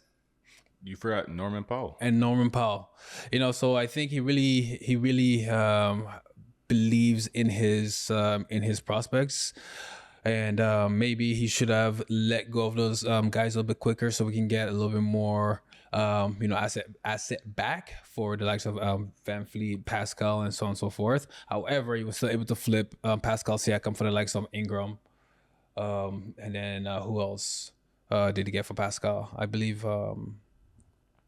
Oh, you mean in the initial trade? Yeah. So after, he got. So ultimately, we got Ingram for that trade because we were able to flip Bruce Brown for Ingram, and I believe I think it was Shed and Mobo too, right? Shed and Those were Mobo, the yes, picks involved. yeah, exactly. So, yeah, so Masai, it's a painful one to see him go. Rogers, who is MLC was bought out by Rogers, and now it's just a new ownership coming in. I believe they have a completely different perspective there on what they want to get out of this organization. And Masai Ujiri, they believe that he wasn't worth the price of admission that he was asking for, which is crazy because Masai is one of the brilliant basketball minds in the NBA. Right. You know, so it'll be I see Masai getting signed with any team that really needs him. Right. So it's tough to see him go. But yeah, life goes on. Just you just gotta move on from it. Hopefully Bobby Webster comes in and continues Masai's 6'7" vision. You know, as we can see in the draft, apparently the draft was pretty much Bobby Webster who took on the reins in that draft. He's one that drafted Boyles as well as Elijah Martin, who I'm also warming up to. So I think going into next season, we shall see. Hopefully with this new ownership that comes in, they don't shake up things too much. But in Masai we trust, baby. Yeah, man, it's bittersweet. How you feel, my guy? Honestly, you know, it hurts. It hurts because as Toronto fans, we're all Toronto fans. You know, born in Toronto, we bleed red. We bleed for the Raptors. He brought us to the mountaintop. Amen to that. He put us down in the history books. He is an integral part. We ended the dynasty. We ended that Golden State. We ended that Golden State Big Three run. We ended that. Clay was traded the next year. You know what I'm saying? KD left. That team was never the same. They didn't even play in that arena anymore. That's how we shut it down. That's history. And then, you know, security didn't even want to let him on the court because they were so upset that Golden State lost and they thought he was a random fan when he's, you know, our general manager. Crazy situation. You know, and then I think he just won that court case not too long ago. There's a lot of history. I remember when he said, I can't remember, we played against a team in the playoffs and he was in the Jurassic Park and he said like F that team and got the whole crowd energized. Yeah. And I think he's the integral part behind Jurassic Park. I think that was his idea to give the fan base, you know, and then he brought in Drake as our ambassador. And then our global ambassador, we have Superfan. He has him going around. So Masai brought a culture with him. Masai changed that, you know, that culture of Toronto, and he showed that we have guts. He showed that we're not some scared Canadians, that we will make the crazy trade. We will go get a guy that we're only going to have for 1 year, but we're going to get the most out of him for 1 year. We're going to rest him. We're going to make sure he's healthy when we need him. We make sure we get that chip. So the DeRozan trade wasn't a wash. Because if we didn't win the chip, the DeRozan trade would have been kind of worthless. Because if Kawhi was going to walk after a year, then the DeRozan trade would have never made sense. And DeRozan, initially, a lot of us were mad because we loved DeRozan. But I understood why he did it because I remember we just lost to the Cavs. And DeRozan's like, well, they asked DeRozan, why do we lose? And DeRozan's like, well, they have LeBron James. So that tells me you're more of a fan and you're scared of LeBron James. Kawhi is not scared of anyone. Kawhi is the Terminator. He's not scared of nobody. He's the cyborg. Like he's wired differently. So LeBron stopper. You know what I'm saying? Masai is that guy, and he was doing big things. The Giants for Africa, you know. And he's the reason why we got Serge to that team because he had the Giants of Africa connection. And then the rumors, the reasons why we had the rumors of Giannis coming is because he found Giannis. He's the one that found Giannis Antetokounmpo. So the Bucks deserve to give him flowers for finding that kid. So it's definitely Rodgers is trying to come in and shake up things, but I think it's kind of stupid if it's not broke, don't fix it mentality. And a lot of those stars that you mentioned, they wanted out. Most of that championship team was gone. They were there. They had young players they didn't believe in. I don't think they believed in Scottie, and they wanted to spread their wings. And Norman wanted a bigger opportunity. We see him. He goes to the Clippers. He's the number one scorer over the likes of Kawhi Leonard. We see OG. OG was the quiet leader on the Knicks. A lot of their playoff run, OG was pushing them. Jalen got all the praise, but if you watch the game, OG was the one doing the grit and grind. OG's the one that stole the ball from Tatum, got the dunk when that game was close. So guys like that make monumental moves, and those were all guys that were through Masai. So, you know, I know Siakam came out with a comment recently talking about he lost his fun for the game.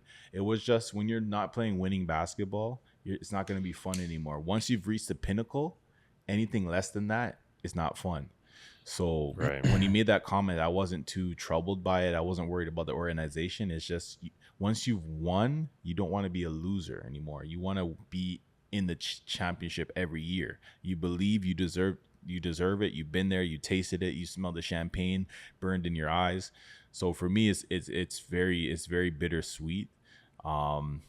It just seems like Rodgers wants to move in a different direction, and I feel like this is not the only piece that's going to crumble. There's going to be a lot of big moves. There's going to be some trades in the next couple of weeks because they want to show their dominance. They want to show the entry of a new era. So I wouldn't be surprised if you see an RJ get traded or a Quickly get traded in the next week or two. So just stay tuned. Keep your phones ready. We will be talking about it here on the Franchise Podcast. If you're not subscribed, subscribe and like and comment. And yeah, man, it's sad to see. Like, he was like a father figure for Raptor fans, I would say. And he changed the culture of the Raptors. Changed everything. He changed the culture. Now we're known as champions. Like, when they talk about the last 7 champions, we're mentioned. When they're talking about the TARDIS championships, we're mentioned. Except for that idiot Colin Cowherd that said we're the weakest champions, which is crazy. Which is bogus. When you have Mark Gasol, Kyle Lowry, Kawhi Leonard, Serge Ibaka, Norman Powell, Siakam, OG hurt. OG wasn't even healthy, so we're not even at full strength. So it's like, you're gonna say we're the weakest champions? Sorry, buddy. I know you get paid more money than I do for now, but that was a horrible take. Horrible. Weakest champs? Have you won anything in life? All right, let's not get into it, man. You feel what I'm saying?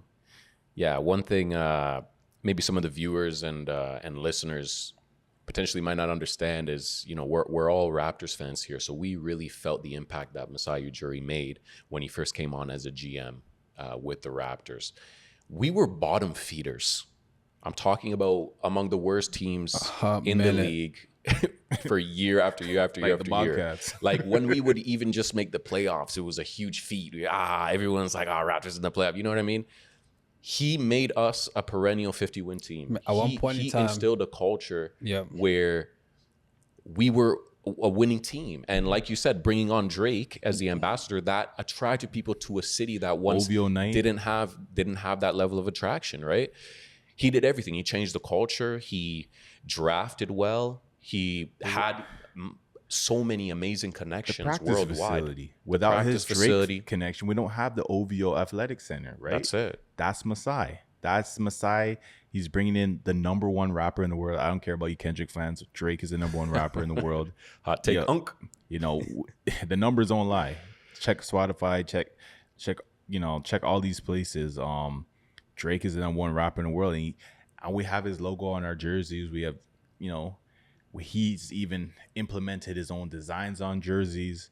We got we have OVO night where Drake is in attendance, and he brings out and he's heckling like Giannis Antetokounmpo in the playoffs. Like, without Masai, he changed that identity, and he wasn't scared to get rid of coaches if he didn't feel like they were the right fit. Like, Dwayne Casey was a coach of the year. He packed him up, brought in Nick Nurse. We're the 2019 champions, and that's something that will stick forever. We had those terrible years. People forget about the terrible Jerry Colangelo years. It was a nepotism thing. He got his thing from his dad, Colangelo, who was the head of USA Basketball at the time, gives a job to his son. We went through terrible years. We went through the post-Vince years, the post-Bosch years. What I'm saying? He ignited that DeMar DeRozan, Kyle Lowry thing, because Kyle Lowry even came out and said he didn't want to be here, and he used to try to play bad. Yeah. And DeRozan actually hated him for a while. And those guys brought us to the Eastern Conference Finals many years. We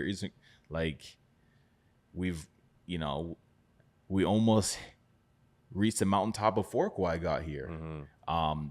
2016 year, we forced the Cavs to Game 6 at Bismack Biyombo. Yeah. You know what I'm saying? Those Yeah. are pieces that are connected with Masai. So got to give the man his flowers. Shouts to Kawhi. Shouts to Masai. Sound like Kawhi, but no, Masai. Yeah. Shouts to Masai. You gave us our chip. You know what I'm saying? I'm a man of God, and two things I prayed for as growing up as a kid since I was 10 years old: height and an NBA championship for the Raptors. I'm telling you, And bro. I got both. Amen. He was instrumental. And just to continue on with my point two, even his scouting, he drafted so many integral winning pieces, and he took the right chances on the right players. Kyle Lowry, who was viewed as a head case in the NBA when he was on Houston, when he was on Memphis, didn't mesh with head coaches. Kyle Lowry, he allowed him to stick around and really find himself within this Toronto Raptors team, and who ended up being potentially, in my arguably the greatest Raptor of all time in terms of leadership, in terms of Years on committed. the court, years committed, Points on the court scored, dynamic, things like assist. that. So he's just done so many great things, not only for the team but for the community, for the continent of Africa, for furthering the development there in terms of a basketball landscape and a basketball perspective. You almost, his resume Speaks is for almost itself. $2,000, right? He's done so many amazing things. And the funny thing is, you know where we took him from, though, right? Denver. The Nuggets, Denver. Yeah. So imagine he stayed with Denver. My God. Yeah, even with that Denver team too. Like, look what he did with that squad. Was able to flip Carmelo Anthony for a haul that really ignited that Denver's team to contention again. Yeah. I think he was part of the Jokic thing, if I remember. No, he was already in Toronto at that time. He was gone. Maybe he was doing scouting before. But yeah, and his scouting has been second to none. Masai, you'll be sorely missed by all of us here, by a plethora of fans in Toronto.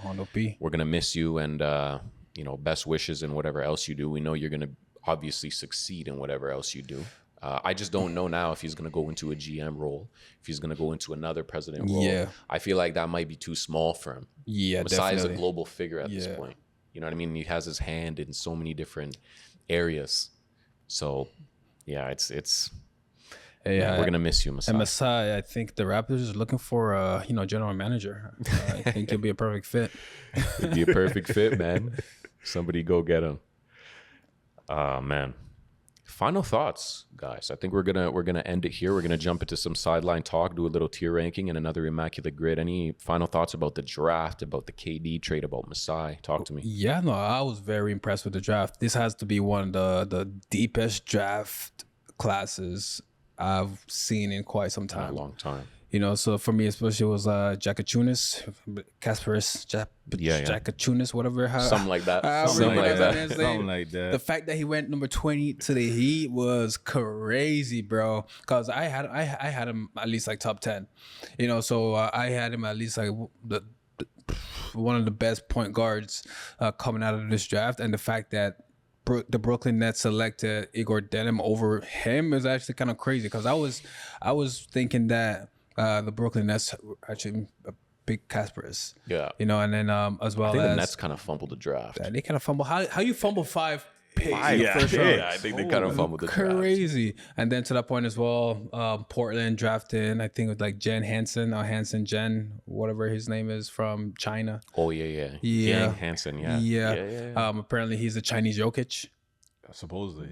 I like that he looks nice. He was wearing the all white suit like LeBron in 03. Or like Zion. Oh man. Or like Scotty Barnes. Come on, baby. Oh yeah, Scotty. Oh, and Grady wore the red jacket. Grady, with my the boy. loudest suit in what I'm NBA saying? draft history.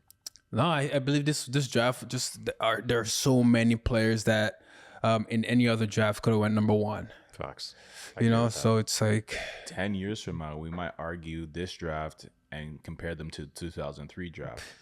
But wait, 10 years from now, we'll have to see. It's gonna be tough, man. You got a gonna be tough, generational but talent in That 2003 draft is never know. crazy. You never It's know. gonna be You hard. never That know. 03 draft is up there in the top, at least like in the It's a 84 top draft. 3. Yeah, it's a top 3 draft. 84 draft with MJ, Hakeem. Who was in there? It was Charles I Barkley, think right? Drexler was Yeah, there too. Sam Bowie. Ah. I feel like Portland's cursed, Wow. man. Okay.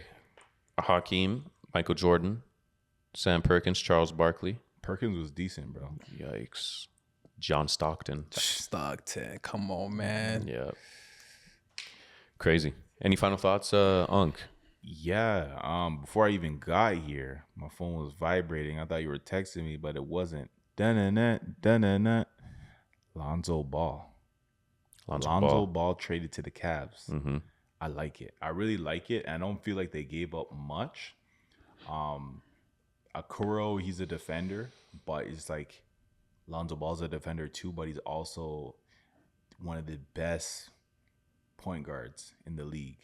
And Paul George called him his favorite player on his podcast because he's a two-way player. He's a big guard. And I feel like Donovan needed some help I feel like this gives Donovan the opportunity to play off ball and play the two, because I feel like there's been a history of him playing the one in the playoffs and not being successful. So I feel like let's put him in a different situation. Let's let him just do what he does best, which is score the ball, because he's not the best, distributor.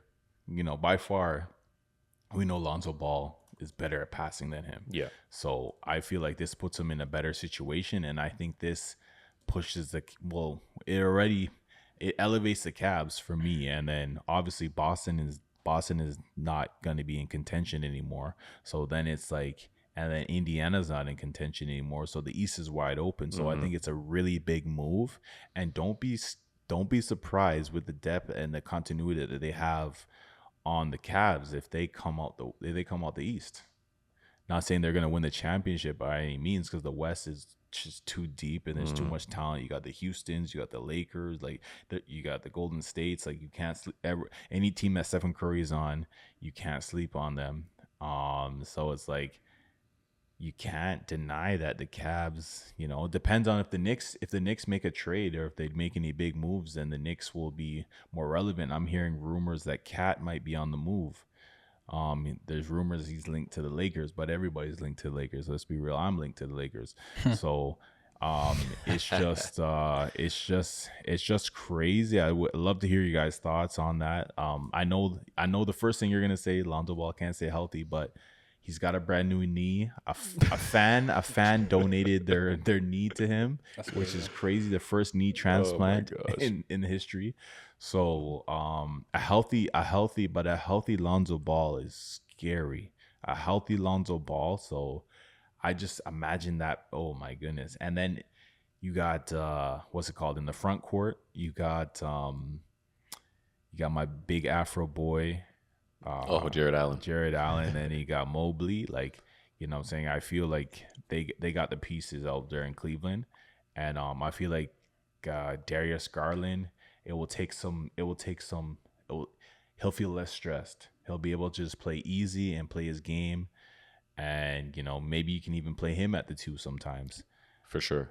I think one of the primary, or actually one of the really the only holes that I saw on the Cavs roster was they didn't really have a primary backup ball handler. Yeah. And now they have that with Lonzo, right? You still get that kind of same defense that you got with Isaac Okoro. Pesky defender, can guard probably the 1 through maybe 3 if you stretch it. Lonzo Ball's 6'5", he's got decent size to him. So I like the move. We saw, pre-injury, Lonzo was also shooting it really well from deep. He was up to I believe in the 40s that final year before he got hurt. He was really piecing it together with that Bulls roster before he got hurt. It was tough. Too. But yeah. But you know what? I think it's a decent move. How do you feel, Darrell? You don't know how I feel about it. For me,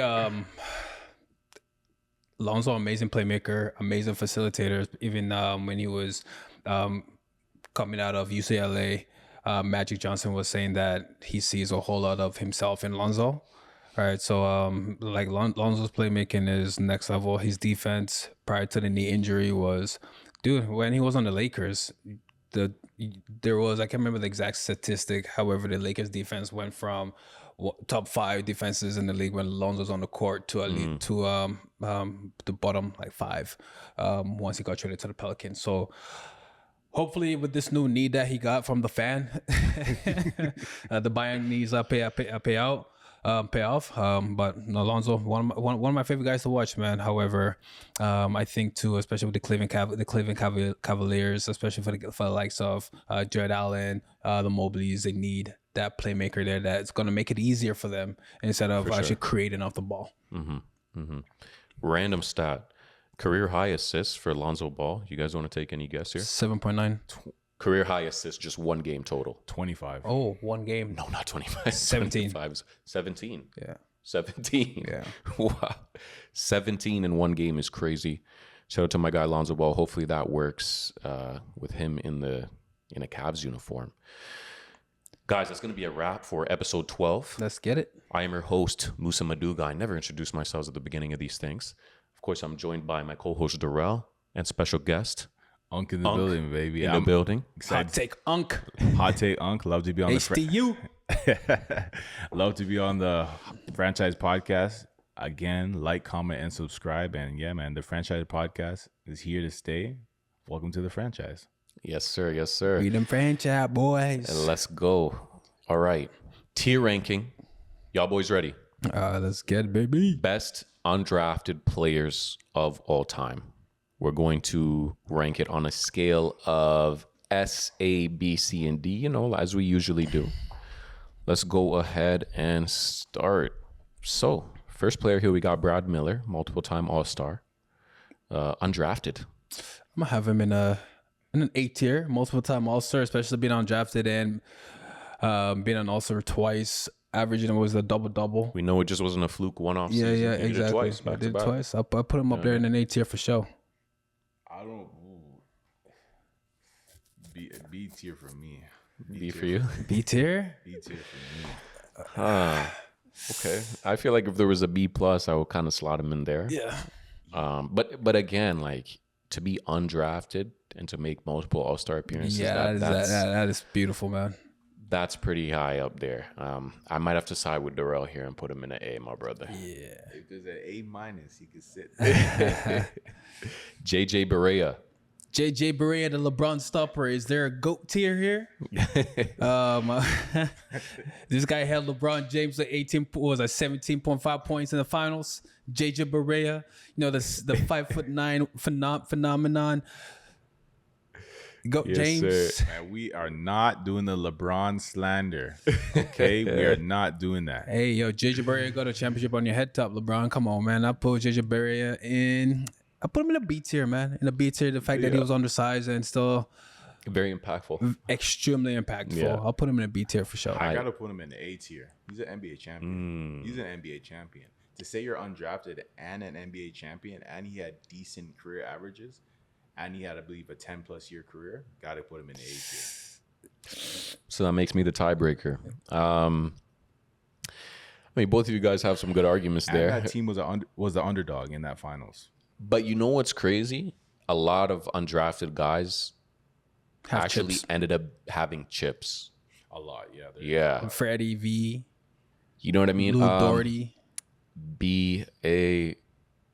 Okay, I'm gonna side with Unc for this one because I Let's sided with you last time. Hot take. Alright, So alright. what you had him in an A, right? Hot take. Uncle. Had him in an A. Okay, okay. we got Connie Hawkins, undrafted GOAT. Undrafted From way GOAT, back, I multiple believe. MVPs. I think he's got a ABA MVP, so pre-NBA.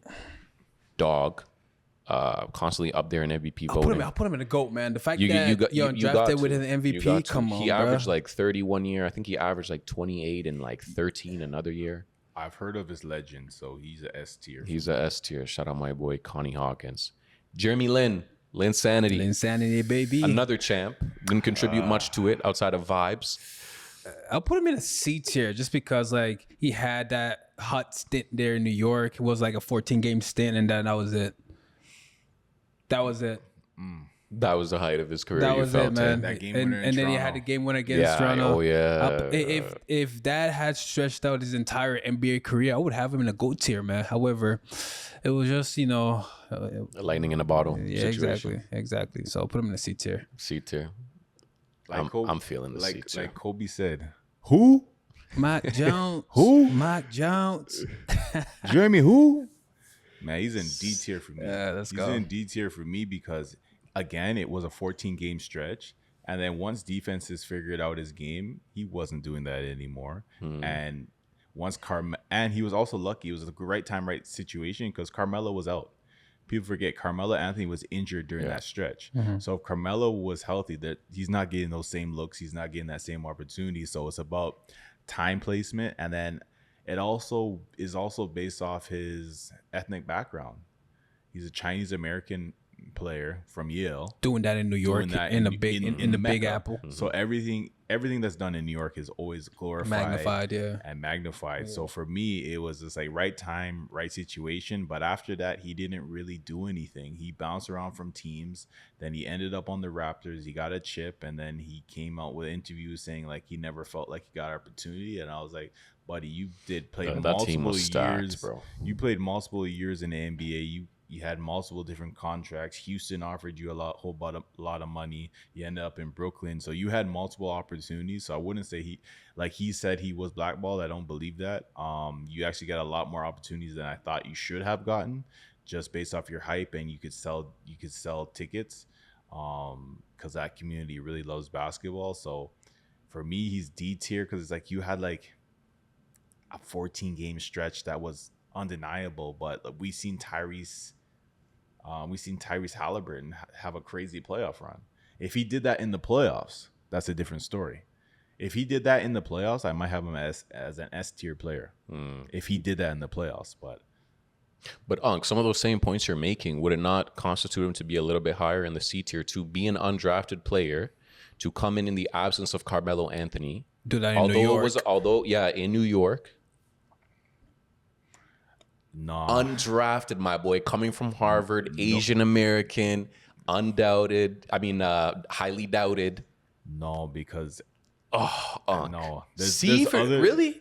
We have other players to go through, and the other players that we're gonna speak on have better resumes. So I can't just give you. I can't. You have to earn it. You have to earn it. I feel you, but unfortunately, my brother, majority rules. We got a C, and a D here, my brother. Hey, man, I'm born August 23rd. I'm sticking with the Mamba mentality. That boy soft as Charmin. Kobe said it to him. Said it to his face, and he cried in practice. Soft as Charmin. Oh man, Fred Van Vliet, NBA Goat. champion, Goat. Toronto legend, Yeah. Goat. shot chucker extraordinaire, Champion. but all love, G League All-star. amazing champion. player, all star. Okay. All star. Yeah, Yeah. Got the bag. I'll put him in. highest paid undrafted player ever. Goat. Gotta be Goat. S tier, my boy. S tier. There's no doubt. Undrafted, 6-foot Undrafted? guard, bro. And But yo, things though, when we talk about the S tier, we have 2-time MVP up there. We're gonna have, because I want to think about the S tier. I'm also thinking about a Ben Wallace. I feel you. was it so it's three-time like, defensive player of the year?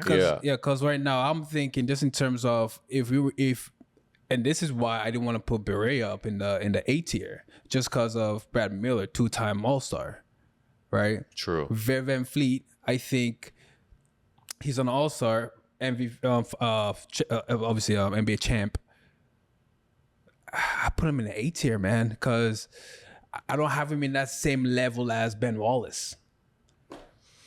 So I said S, Unc said S, you got A. have He'll to go say into S4 now at the end of the list. Ooh, We'll okay, try to do some okay. rearranging. He's an Okay. undersized guard in today's game. That is incredible. And let's talk about what he did this year. He led Houston Rockets to a 2 seed. So we got to put more respect on his name. He backed up one of the Raptor goats in Kyle Lowry. Kevin Durant's on record saying, yo, he's a bad boy, and now they're playing together. So obviously he want to play with a bad boy, and Kevin Durant is one of the baddest, arguably not one of the best scorers we have ever seen. Bad boy Rockets. So bad boy Rockets. that Ben Wallace? Hey man, if Kevin Durant is saying you're a bad, then you bad. Let's get it. You feel what I'm saying? Lou Dort, champ, Shout out Montreal. A tier, baby. Shout out Canada. Nah, A tier. I put him in I'm a gonna B say tier. B. Yeah, I'm a B tier. I'm going B on this one. I'm gonna say A tier just Great based off the defender. potential because he's still young. He's one young. 26, 27. I feel like we Yeah, know nah. what he's gonna be Yeah, at that's this it, point. man. This is him, man. But he's still, for me, it's like the other guys are their careers either over or is ending. So I feel like he still has a lot. If he goes back to back, where I think that's why he needs to be if in he a goes B back as to of right back, now. it's Yeah, like, what are you gonna do? And then he just has room to improve his game. His scoring can go up. He could potentially become all-star. We might have a situation where we get like potentially become an all-star. Is a remember, wild he dog. might be like. Remember, we had that Pistons team where basically everybody was an all-star. We had the Atlanta Hawks team where basically the team was so good that almost everyone was all. Even what's it called? The shooter. He was an all-star as well, Korver. So there might be a situation where they might get to that. And again, there's fan voting and stuff like that, and coach voting. nah, I don't Lou see. Dort I- ain't no I- I Korver don't though, see- bro. If He ain't no OG Korver. Anunoby, if OG Anunoby, I think is a better defender and also a better offensive player than Lou Dort. Up until this point, has not yet been an all-star. I don't see Lou Dort being an I all-star. don't see it, bro. OG on any other team is an all-star, but he has to go. Wow. OG on any we other need a team. hot take segment just for you, OG is man. on in any other team. thought I had some hot takes. Is an all-star because look, he has to go behind Jalen Brunson and Karl Anthony Towns, and then who would be third? It'd be OG Anunoby. So you remove one of those guys, he's in Miles the, Bridges- he's Ma- in the Mikal Bridges. conversation. And if you left him on the Toronto, I feel like OG had a better year than Mikal last year, though. He was fixing that hitch. Yeah, he would. Yeah, it was a little workaround year for him. you know, But yeah, we gotta. We had B. We had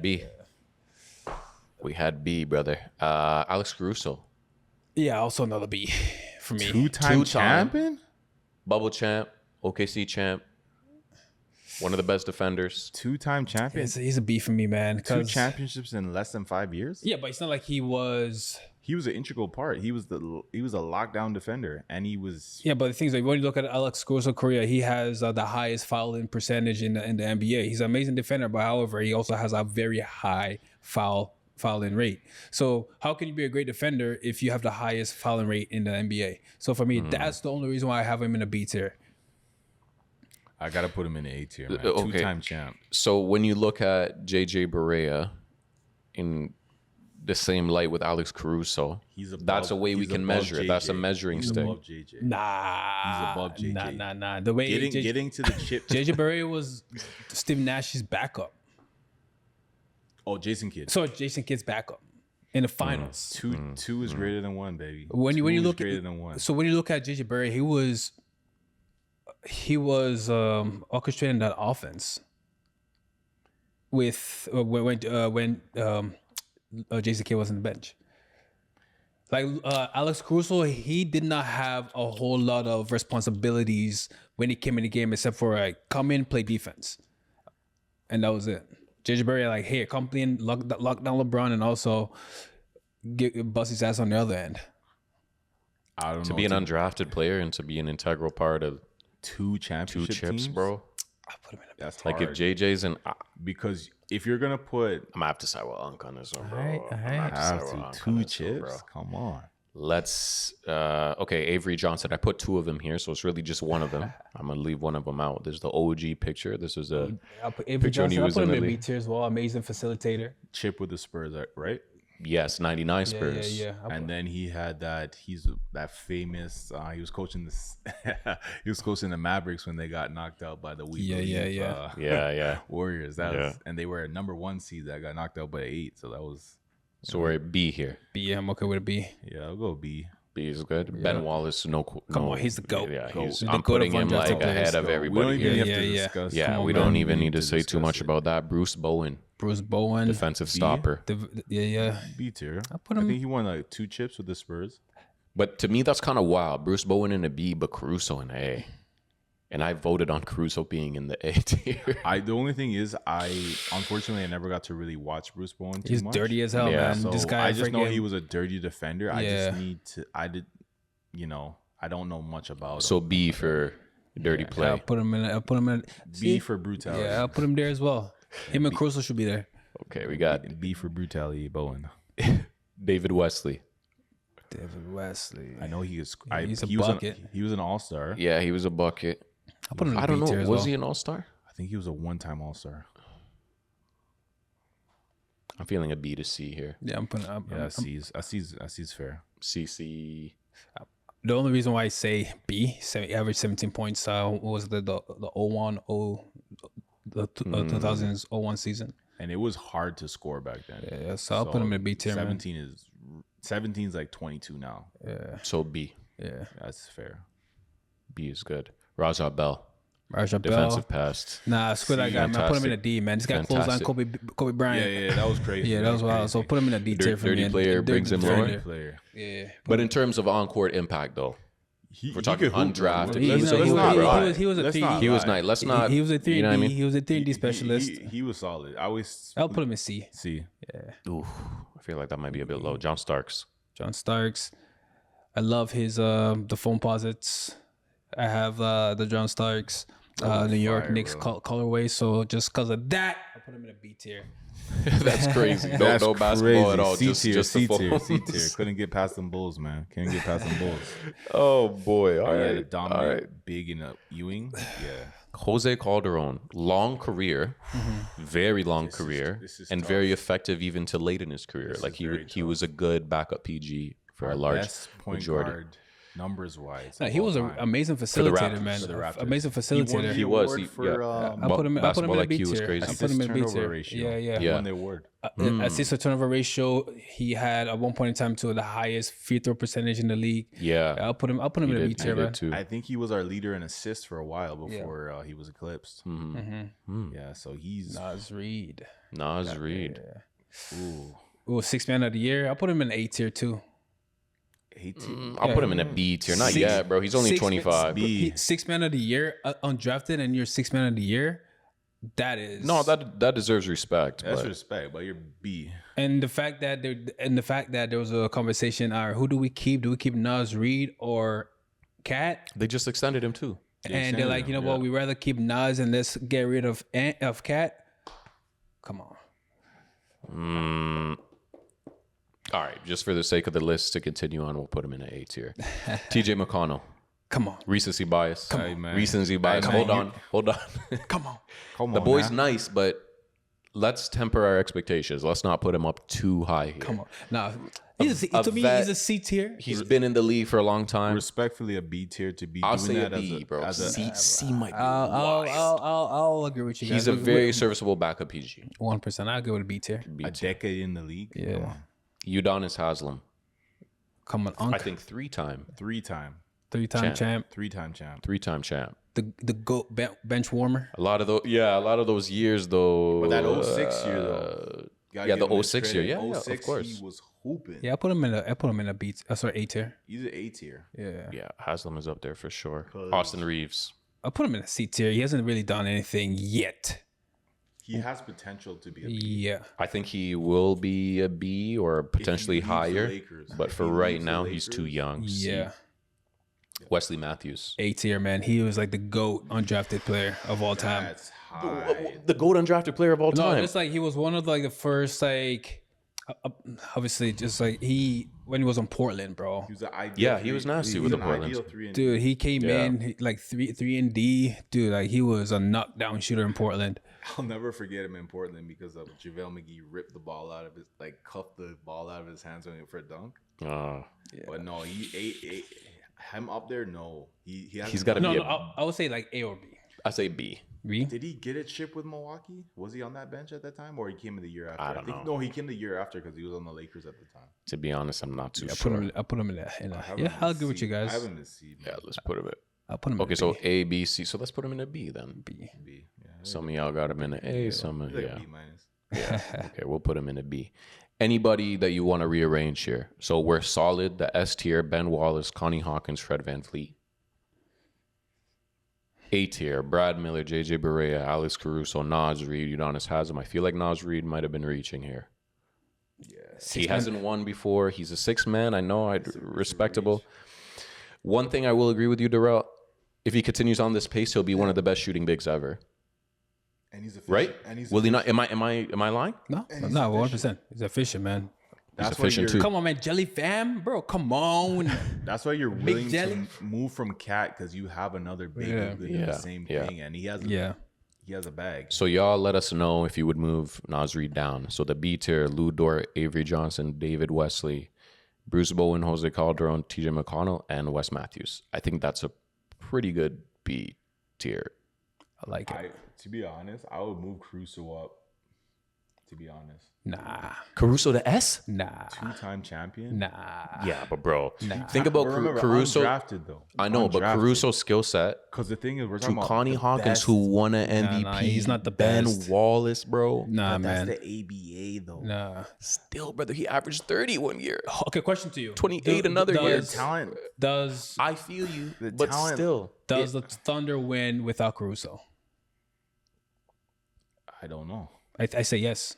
I don't know because there was Yeah. one series where his defense was integral. So I don't know. Yeah, I think so. There were, I think when but they but went, do the Raptors the win without Minnesota Freddie? the Minnesota series, he was guarding the big. No, the Raptors don't win without Freddie. 100%. So Yeah. I believe the Thunder have a higher likelihood of winning without Caruso than the Raptors without. Yeah, the Freddie. fact that it's even a conversation Yeah. goes to show that Fred VanVleet is more impactful. Yeah. But do the Lakers win the bubble championship without him? Yeah. 100%. Nah, see, I can't just say that, bro. Because the thing is these guys like they do the intangibles. They do Yeah, the little yeah, things yeah. that we Energy, can't Do the see. little You know, things that LeBron yeah. and AD aren't Yeah. doing. Yeah. So it's like you need the two-time champion is two-time champion. You're in Yeah. the history books. You got you got one parade. Patrick McCaw, what is he, a 3-time champ? Patrick McCaw, shout out to the GOAT. Shout out to the GOAT. All right, I think that'll do it. Sirski.